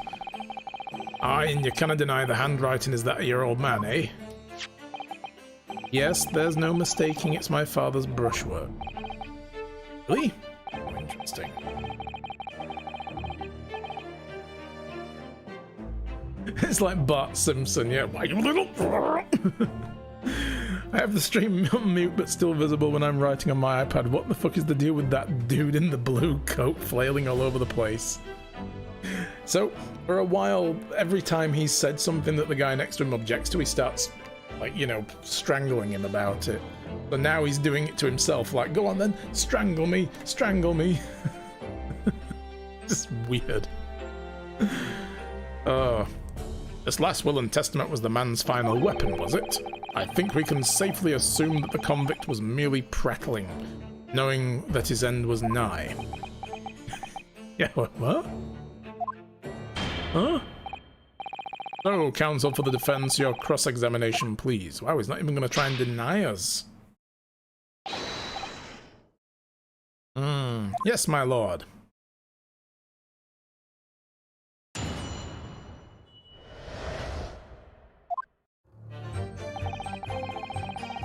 Alright, is the warder responsible? Keep watch over the cell, okay. So would that mean that you conversed with Mr. Asogi? Yes, certainly, though there was precious little time before his execution was due. He was remarkably calm, considering his days were very much numbered. In all honesty, he really didn't strike one as a man capable of mass murder. Yet he confessed to the in full to the crimes. I know, that's why I felt compelled to ask him one day. I can still recall his reply. I'm guilty of the unforgivable crime of ending another human's life, yes. That's interesting though, that I picked up on that before. It's interesting that he says another human's life, not many people's. Almost 700 words, yes!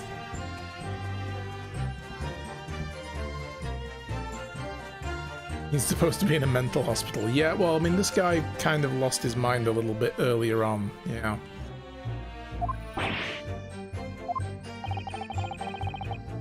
He was so tranquil and intelligent, it put me in mind of an Eastern holy man. What about the will you saw with him? What can you tell us about that? Please tell us it was written in English, not Japanese. That would be amazing. With the beginning of all the drama, I remember it very well, yes. Ow. He was doing something with it in his cell. He pleaded with you not to report him, did he? Yes, that's right. And like the barn pot you didn't tell me. A blatant breach of trust that was. But see that the man had a noble spirit. I found myself wanting to treat him accordingly. But according to what you told us 2 days ago, the convict had been strictly forbidden from having any writing material whatsoever. Yes, you're quite right. But when exactly was the will penned? That was before the man was remanded in Barclay, obviously. Oh, I never thought about that possibility. Maybe he took it with him. Maybe it was part of his possessions and he was just reading through it. So he wrote it before he went in. Yes, at the prosecutor's office under the supervision of the relevant authorities. I personally instructed Asogi to make a will for the benefit of his family and his homeland. Oh, in that case, why was it found in his cell? What do you mean by that? Like, why didn't he just leave it with the authorities? If it was penned in the prosecutor's office, you would have expected that it would remain here for safekeeping, surely. Ah! It's curious. There doesn't seem to be any obvious explanation for why it was subsequently found in the convict's cell. Ah, well. Yes, forbidden to have writing equipment, sad all over again. Writing with his blood and feces. Oh no. Ew. Defense makes an astute point. Well, Governor? A prison governor cannot be expected to ken the inner workings of the prosecutor's office. In that case, Lord Strongheart, perhaps you can shed some light on the matter? I am unable to offer an explanation here and now. Ow. I would have to consult with the notary responsible for the will at the time. Why would he be allowed to take it with him? He was probably supposed to take it with him as, like, part of his escape. The fact that my father's will was discovered in his cell is clearly inconsistent with what was expected. I want to know why. Another inexplicable mystery, then. What if whatever it was he was supposed to take with him? And then whoever shot him at the cemetery subsequently put it back. Which is why it wasn't found first, but then it was found later by Barry Caden. That's a possibility. The Marquis de Sade, that weird French guy that was writing really weird books, he was in Assassin's Creed Unity 2. I probably did encounter that, but yeah, I don't know. I'd have to look that up again to remind myself. Well, the thing about that... Turn the cell inside out, no avail. Was he the guy at the beginning in the Bastille who helped the character escape? I don't remember. It was the governor who ordered the search for the will, as I understand it. Is that right? Yes, and I reported back that we couldn't find it. He grabbed me by the cravat and yelled, "I cannot have disappeared completely," in my face. Is that it again, look?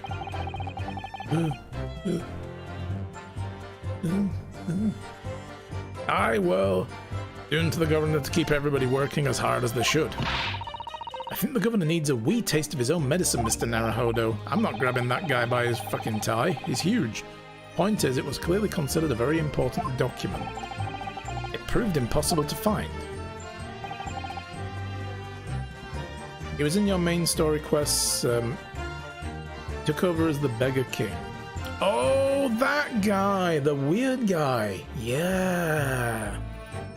Aha! I know who you mean now. Yeah, the very eccentric nutcase guy. Can't even describe how god-awfully hilarious that looks with the stream muted. Yep. That's right. Then before I knew it, was in the morning paper, the blood-curdling article. The executed mass murderer who'd risen from the dead. Oh, you mean... The article based on Mr. Drebber's experience at Lowgate Cemetery. Yes, that was it. The day after I read the news, I was summoned to the governor's office. And that's when the awful accusation was made, and that's when you threw yourself out the window, that you aided Genshin Asogi to escape from the prison, resulting in immediate dismissal. I'm afraid I really don't remember anything after that. As the governor of the prison, I had no choice. I couldn't have done anything else. Found out about the papers when a directive came telling me to impound them. So that means whoever sent that knew about the papers as well. Because they found them on Asogi's body after they shot him? And then put them back, and then told the governor to impound them. Because they knew where they'd be. That directive came from the same source as the one instructing you about the jailbreak? Aye, from the top levels of the prosecutor's office. What name was on it? I didn't ken afore and I didn't ken now. All I can tell you is that my orders were to do everything in my power to find that document. Directive said it had to be somewhere inside the fella's cell. Again, how would they know if they didn't do it? I'm on to this. I know this. This is happening. The document. Was that the wording? Document, not will? Again. The Asogi papers, not Asogi's will. The document, not the will. Top level of the prosecutor office? Nice. Yeah, that wording as well. It came from the top level. That's what was said. Am I clutching at straws here? I just wonder if it was really Genshin Asogi's last will and testament that the sender of the directive was after. Continue with your testimony, witness. Fold of the fellow's robe in the cell, a kimono. Hold it!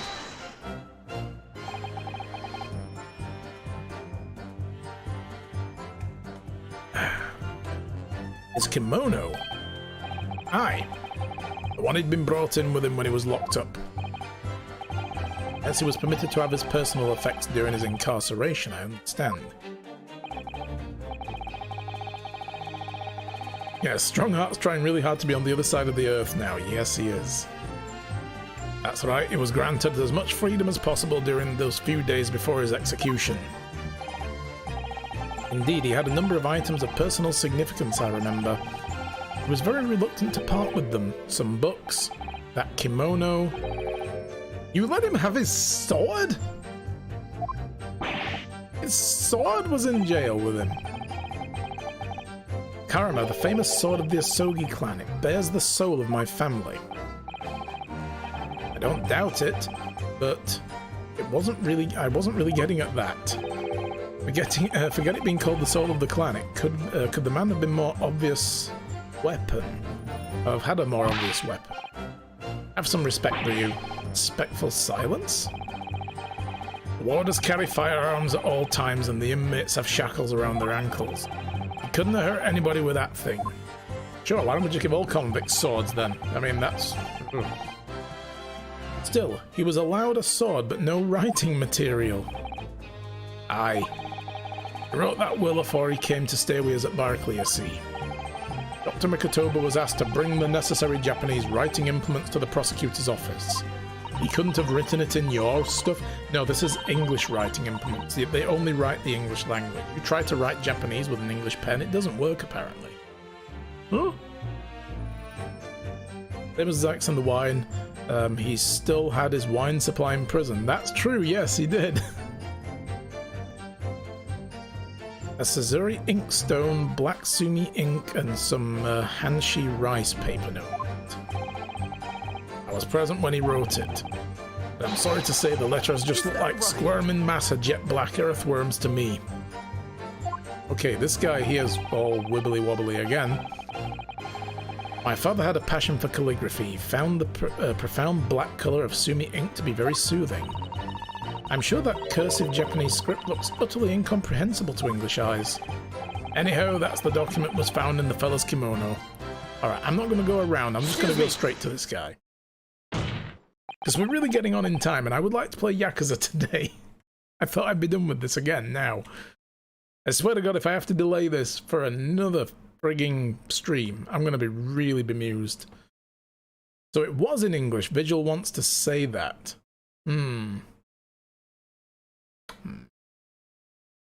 We'll see. Are you feeling faint, Mr. Vigil? Mr. Vigil? Sir! It was Scarlet, sir.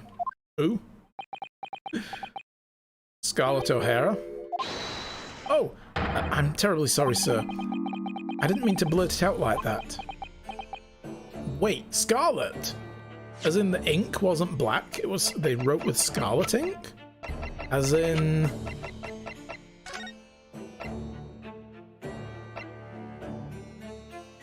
red scarlet ink stains visible on the little and ring finger of the right hand. No document in corresponding ink was found.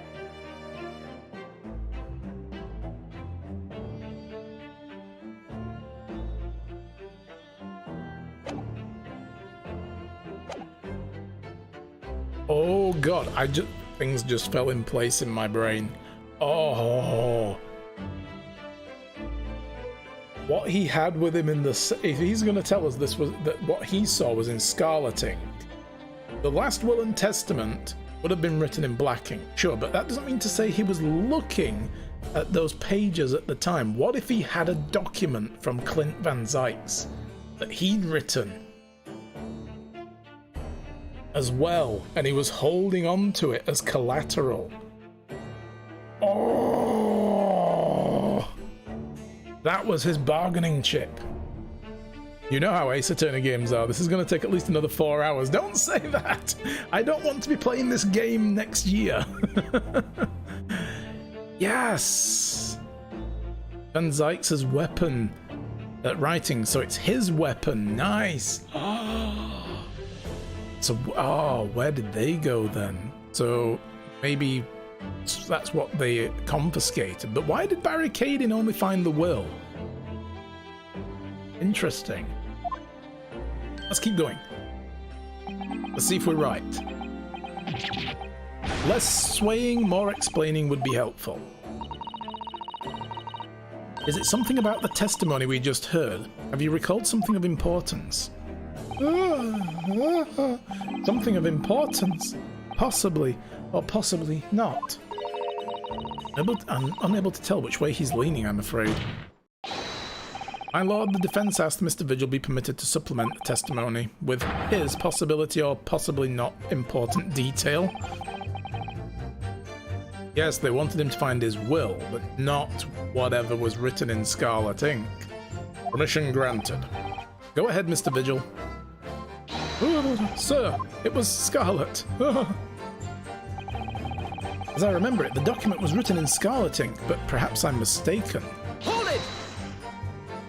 I think we have to use the autopsy report here. Scarlet, you say? Well, yes, I mean, I only caught sight of it for a brief moment, of course, but even by the dim light of the cell, I remember thinking that it was an unusual colour. At the very least, I'm quite sure it wasn't black. Yeah, it was Scarlet because Strongheart's getting up. Witness! Is that really what you saw? What? Sir? Okay. Is something wrong, Lord Strongheart? There a thumbtack on your chair? You seem to keep launching to your fucking feet. I apologize. Continue. Could he look any more guilty at this point? What do you make of that, Mr. Naruhodo? He guilty as fuck. For Lord Strongheart to be so visibly shaken in that way. Ah, Dinnerhever, you can plainly see the writing here, and it's black as the Earl of Hell's waistcoat. Black as the Earl of Hell's waistcoat. Oh, I like that. Well, yes, you're right. Mr. Vigil, I'd like to confirm one point with you. Did you actually see the content of the document Mr. Asogi was holding that night? Please tell me it was written in English. Well, no, I mean, there was no time. As soon as he noticed me, he hid it beneath his back. Or behind his back, rather. But it was definitely a will, was it? Yes, it was. That's what Mr. Asogi told me. But is it his will? What if it was Clint Van Zykes' last will? Court need waste no further time on this matter. We have the will in question in our possession. There is nothing more to add. The will written in scarlet ink? What did Mr. Vigil really see Kazuma's father holding, I wonder?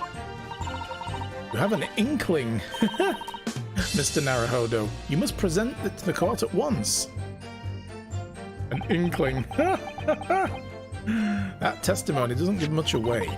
The will really was penned by Kazuma-sama's father. That one was. But what else was there? I wonder what he could possibly have meant when he described it as a weapon. He's looked guilty since the beginning, yeah. It started to sound very much like Mr. Asogi actually had nothing. Asogi's will, but what about Zykes' will? That's it, the Scarlet one might have been Van Zykes' will. He was holding on to it because there's probably something in there that really fucking incriminates something. Maybe even points to who the real killer is. But the plan to break him out of jail went ahead. God, what if it points to the fact that Lord Strongheart is the killer? Oh! He might have been doing it. And then he's been the Reaper ever since. Man! Well, we're going to bring this guy down. The plan to break him out of jail went ahead, which means he must have had some bargaining power. Must have been hiding something. It's the only explanation that makes sense. My guess is Zykes got a clue on Strongheart and he took him out. Maybe, yeah. And maybe Genshin was present at the time? but to help him and couldn't. Then fled and left him, to die, but maybe he had his will on him at the time. Or not necessarily a will, but something that he said to him was his will. I don't know, we'll see. It started to sound like Mr. Asogi actually might have had something. Which is it, Mr. Naruhodo? Not sure, but I feel as though I'm on the brink of understanding all of this. Yes, catch up with me here, Ryu. Let's listen to all the information again and see what we can learn. We can't overlook the smallest detail. Absolutely. Okay. I'm not even going to save it. I am so freaking confident that the document was written in Scarlet ink, and therefore it's going to be the Clint's autopsy report with the Scarlet ink on his fingers, and we'll say, well, that one might have been written by Clint Van Zyx. Must have seen him in his last moments. Yes, written on his deathbed considering ink stains on the autopsy. Yeah. Objection! Yes! Yes! Scarlet-coloured writing is what you say you thought you saw, Mr. Vigil. And he believes that exactly, and I believe that's exactly what you did see. Huh? Heavens again. You've no evidence to say that. Actually... Have a look at this report. That's my brother's autopsy report. Yes, it is. And yet, there's something in here that's bothered me since I first read it. It states that scarlet-coloured ink stains were noted on the fingers of the victim's right hand. And that's his writing hand. Probably, unless he was left-handed. Yes, so it does. Scarlet ink? Now, I'm not familiar with the habits of the British aristocracy, I freely admit. But I would hazard to guess that they don't all go around with ink stains on their fingertips, do they? Your wit is not appreciated. My brother was a well-bred and fastidious man. Should ink have sullied his fingertips, would have cleaned them immediately.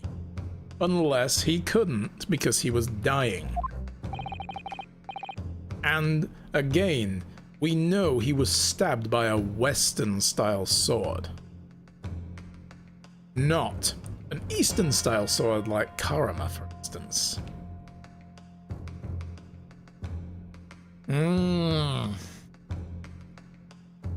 What is your point, Counsel? My point is this. Whatever Lord Clint Van Zyx was writing in that unusually coloured ink, it must have been directly before his death. Because he died before he had the opportunity to clean his hands. What? I remember something troubled me at the time. At the scenes, the lid of my brother's inkwell was open. Clint was punctilious about such things. It seemed unusual. And no document penned in the colour of the ink in the inkwell was ever found. Because Genshin Asogi had it. The Western-style sword is Strongheart's cane sword. Is that a cane sword, do you think? It might be, yeah. That unicorn thing must be a cane sword. That's a really, unwieldy pommel, though. But, yeah, it could be.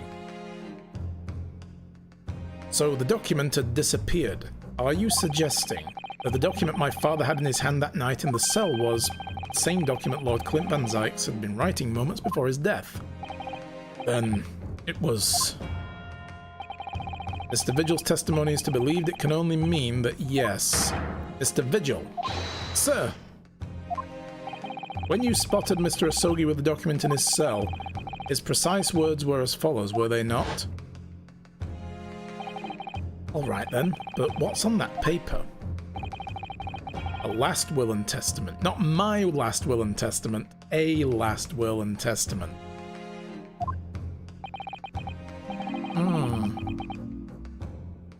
This will is the only weapon I have left now. So why would Clint Van Zyx's last will and testament be a weapon? A last will and testament. Ah! If the conversation really did go as Mr. Vigil says, then what we know completely changes the meaning of what Mr. Asogi said. I really think Mr. Vigil did indeed see the convict with a will, but it was not that of Genshin Asogi's. It was the last will and testament of Lord Clint Van Zykes. No. What? Objection! This is madness. My brother's last will and testament. That would mean that he had chosen to die. That is what it would mean, yes. No, impossible. That is utterly out of the question. Lord Van Zykes? The weapon because it's proof of someone's misdeeds, but how Asogi got there. Clint was pursuing the Professor. It consumed him day and night. Whatever happened, he would never have abandoned the investigation before its conclusion. Never. He wouldn't rest until the job was done, until the killer was caught. The idea that he would willingly accept his own death, it's obscene. Objection! And yet, we can be sure that he was writing his will moments before his death. And that Genshin Asogi came to be in possession of the document. So what could the will possibly have contained? Clearly something that couldn't be made public under any circumstances whatsoever, because armed with that document my father was able to negotiate with the judiciary for his life. It was something so damning that it prompted the powers that be to enact a daring jailbreak plot. Yes, there can be no question the will contained information of the utmost secrecy. Information of the utmost secrecy. Oh! No, it couldn't be. Okay, as they've been talking, I've become unsure of my original thoughts that that will contained incriminating evidence against someone else. If he had time to write a will, he wasn't on death's door at the time. He was about to. And then if Genshin Asogi came into possession of it later, well, if he was about to die, then we can assume at the hands potentially of Lord Strongheart. Why would he then give him time to write incriminating evidence out about it? Why wouldn't Strongheart have taken it then? Clearly this came into Genshin Asogi's possession somehow. But anyway, that bit doesn't make sense as like, why does Strongheart not have it to begin with if that's the case? All we need now is Sholmes kicking the door down and bringing the document. Oh god, if he's like, I found them, they're here. Go off, Sholmes. Alright. My doubts are this. Yeah, if he had time to write a will, then he didn't have. Then he wasn't at death's door, and therefore whoever killed him could have just taken the will anyway. And that means that Genshin Asogi did kill him. He did say he was guilty of taking a man's life. Maybe he did kill him. But that doesn't make him the Professor. So why would he kill him after being given the... Why didn't they just present the incriminating evidence to begin with? That's the weird thing. And if it's something that the public can't know about, because saying to the, if it was against Lord Strongheart, if Genshin Asogi had incriminating evidence against Lord Strongheart, why would he then use that with Lord Strongheart to gain his own freedom in exchange for confessing to the crimes, instead of using it against Strongheart from the beginning to prove his own innocence? He could have written it first, give it to Asogi, then right after Asogi left, Zykes got killed. Potentially. But that still doesn't answer the question which I just posed. Why didn't Genshin then come forward with it to clear his own name, if it was conclusive proof against Lord Strongheart?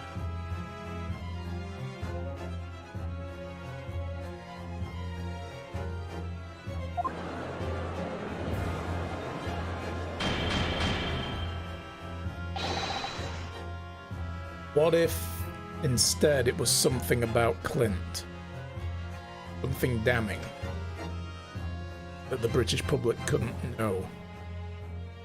Because Asogi said, I am guilty of taking a man's life.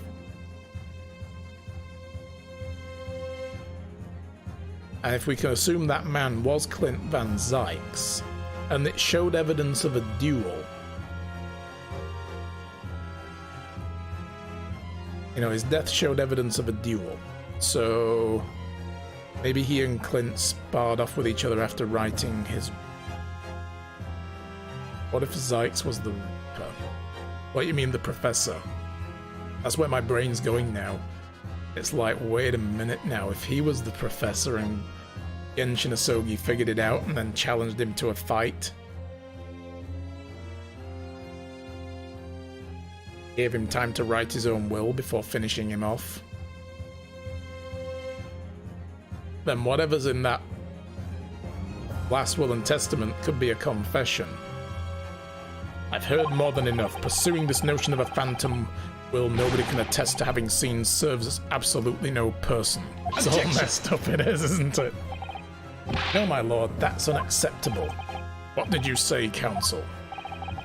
Last will and testament that Genshin Asogi had in his possession was that of Lord Clint Van Zykes. All the testimony and evidence presented in this court has logically led us to that possibility. We have a duty to pursue that line of reasoning to its conclusion. With no possible means of knowing the contents of the document, there is no line of reasoning to pursue. Zykes still has an ice cream headache. The reason why Lord Clint Van Zykes, a man of high noble standing, would have chosen death. Information secrets, people in the judiciary would be willing to negotiate the jailbreak of a condemned killer in order to keep it a secret. The only explanation that fits those facts is an unthinkable truth that turns absolutely everything on its head. Yeah, but it's just too hideous. Yeah, Strongheart being the killer doesn't line up with what he's just saying there. Mr. Naruhodo. However difficult the situation might become, you work with your client in pursuit of the truth. That's what you resolved to do when you entered the courtroom this morning, if I'm not mistaken, Susato. So hold your head high and keep soldiering on. Remember when we said last stream it's going to be like 1 more hour? I know, we're well into hour number 2 and gone now. It's getting more complicated, right? Oh my god. Well, I mean, we are still going to be playing well over into past midnight to about maybe 1 AM because the fireworks will be going mental until then. So we'll get a fair few hours of Yakuza in still, but damn. 10 years ago in his final moments, Lord Clint Van Zykes left behind a will. What if Zykes and Asogi found out that Strongheart had a spicy affair? A will that Genshin Asogi was able to use as a weapon to negotiate an escape from prison. In all probability, the details in the will were related to the Professor case.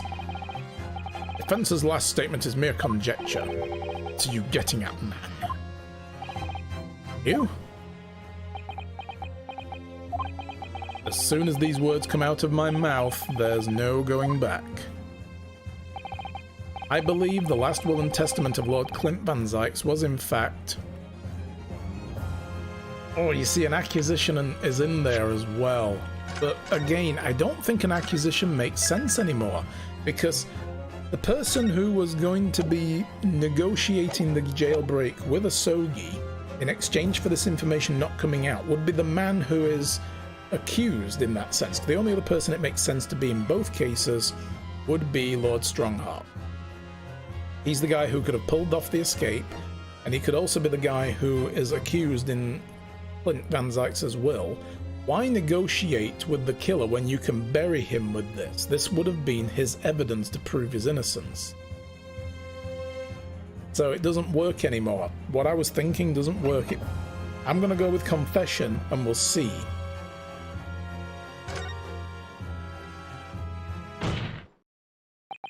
Music stopped. You can do this, Mr. Naruhodo. I believe that what Lord Clint Van Zykes actually penned that day was a confession. A confession? Regarding the mass murderer known as the Professor and his true identity. Enough. Counsel. What are you saying? Do you even realize A confession about the true identity of the Professor. That would mean... Lord Van Zykes, I appreciate this must be hard to take in. Little bro ain't happy, no. But it's the only explanation that fits. The killer that terrorized London a decade ago became known as the Professor, and believed to have murdered 5 members of the aristocracy. Wasn't Genshin Asogi at all.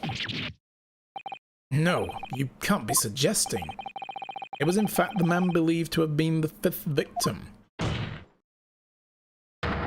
Ta-dong! Lord Clint Van Zykes himself.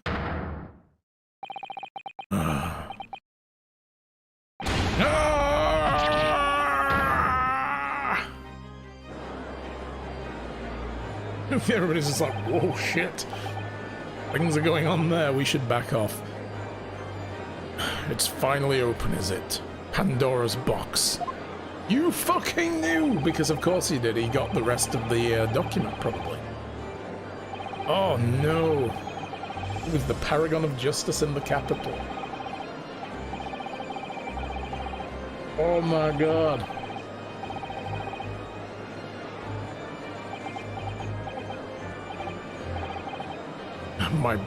My brother.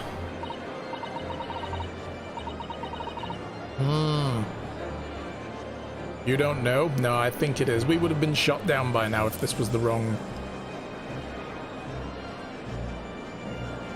Yeah. So they're both guilty. In a way, I mean, Genshin Asogi was guilty of killing Clint Van Zykes, maybe. But Clint Van Zykes was guilty of all the other murders, probably because Genshin found out. Yeah. This is too awful, poor Lord Van Zykes. I wonder though, did he never suspect Mr. Naruhodo? Lord Barracks Van Zykes is a brilliant prosecutor. It is conceivable that he didn't realize what his older brother really was. You mean both Zykes are guilty since he knew about his brother? Did he? He didn't say anything about knowing. In fact, he seemed utterly shocked by this. The Lord Van Zykes here in the court was basically betrayed by his family. Seems so, yeah. Or at least, I mean, his brother, definitely. Order in the court. Lord Van Zykes. The Professor made use of an enormous hound as his murder weapon. Tell me, did your brother own a dog? You thought he did say? No, he just screamed.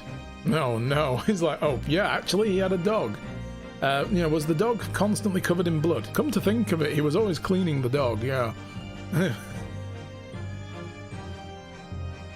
Was he found in the garden in the middle of the night digging up holes and filling them with bodies? Actually, he did.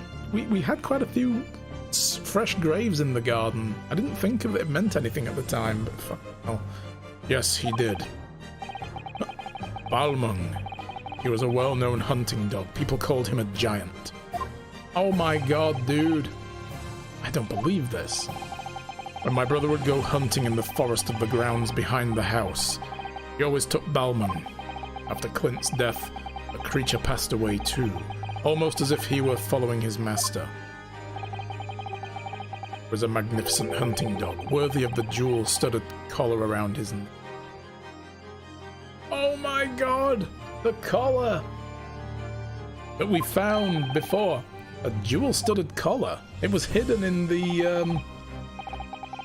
the apartment where, what's his name was staying. Where Natsume was staying. The Hound of the Baskervilles, yes. That's right, though sadly, some years ago now, it was stolen by a thief who broke into the house one night. And it was still covered in blood at the time, apparently. Jewel-studded collar stolen by a thief. We've come across that. It so happens that myself and my colleagues have come across such a collar during our time in London. How could you?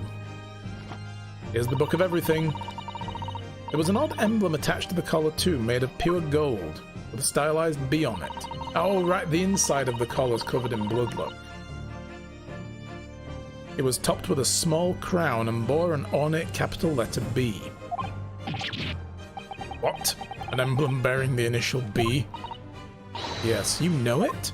The Balmung, of course. It's the insignia of the Baskerville family. Oh, that too. The what? The Baskerville? Why is that name coming up now?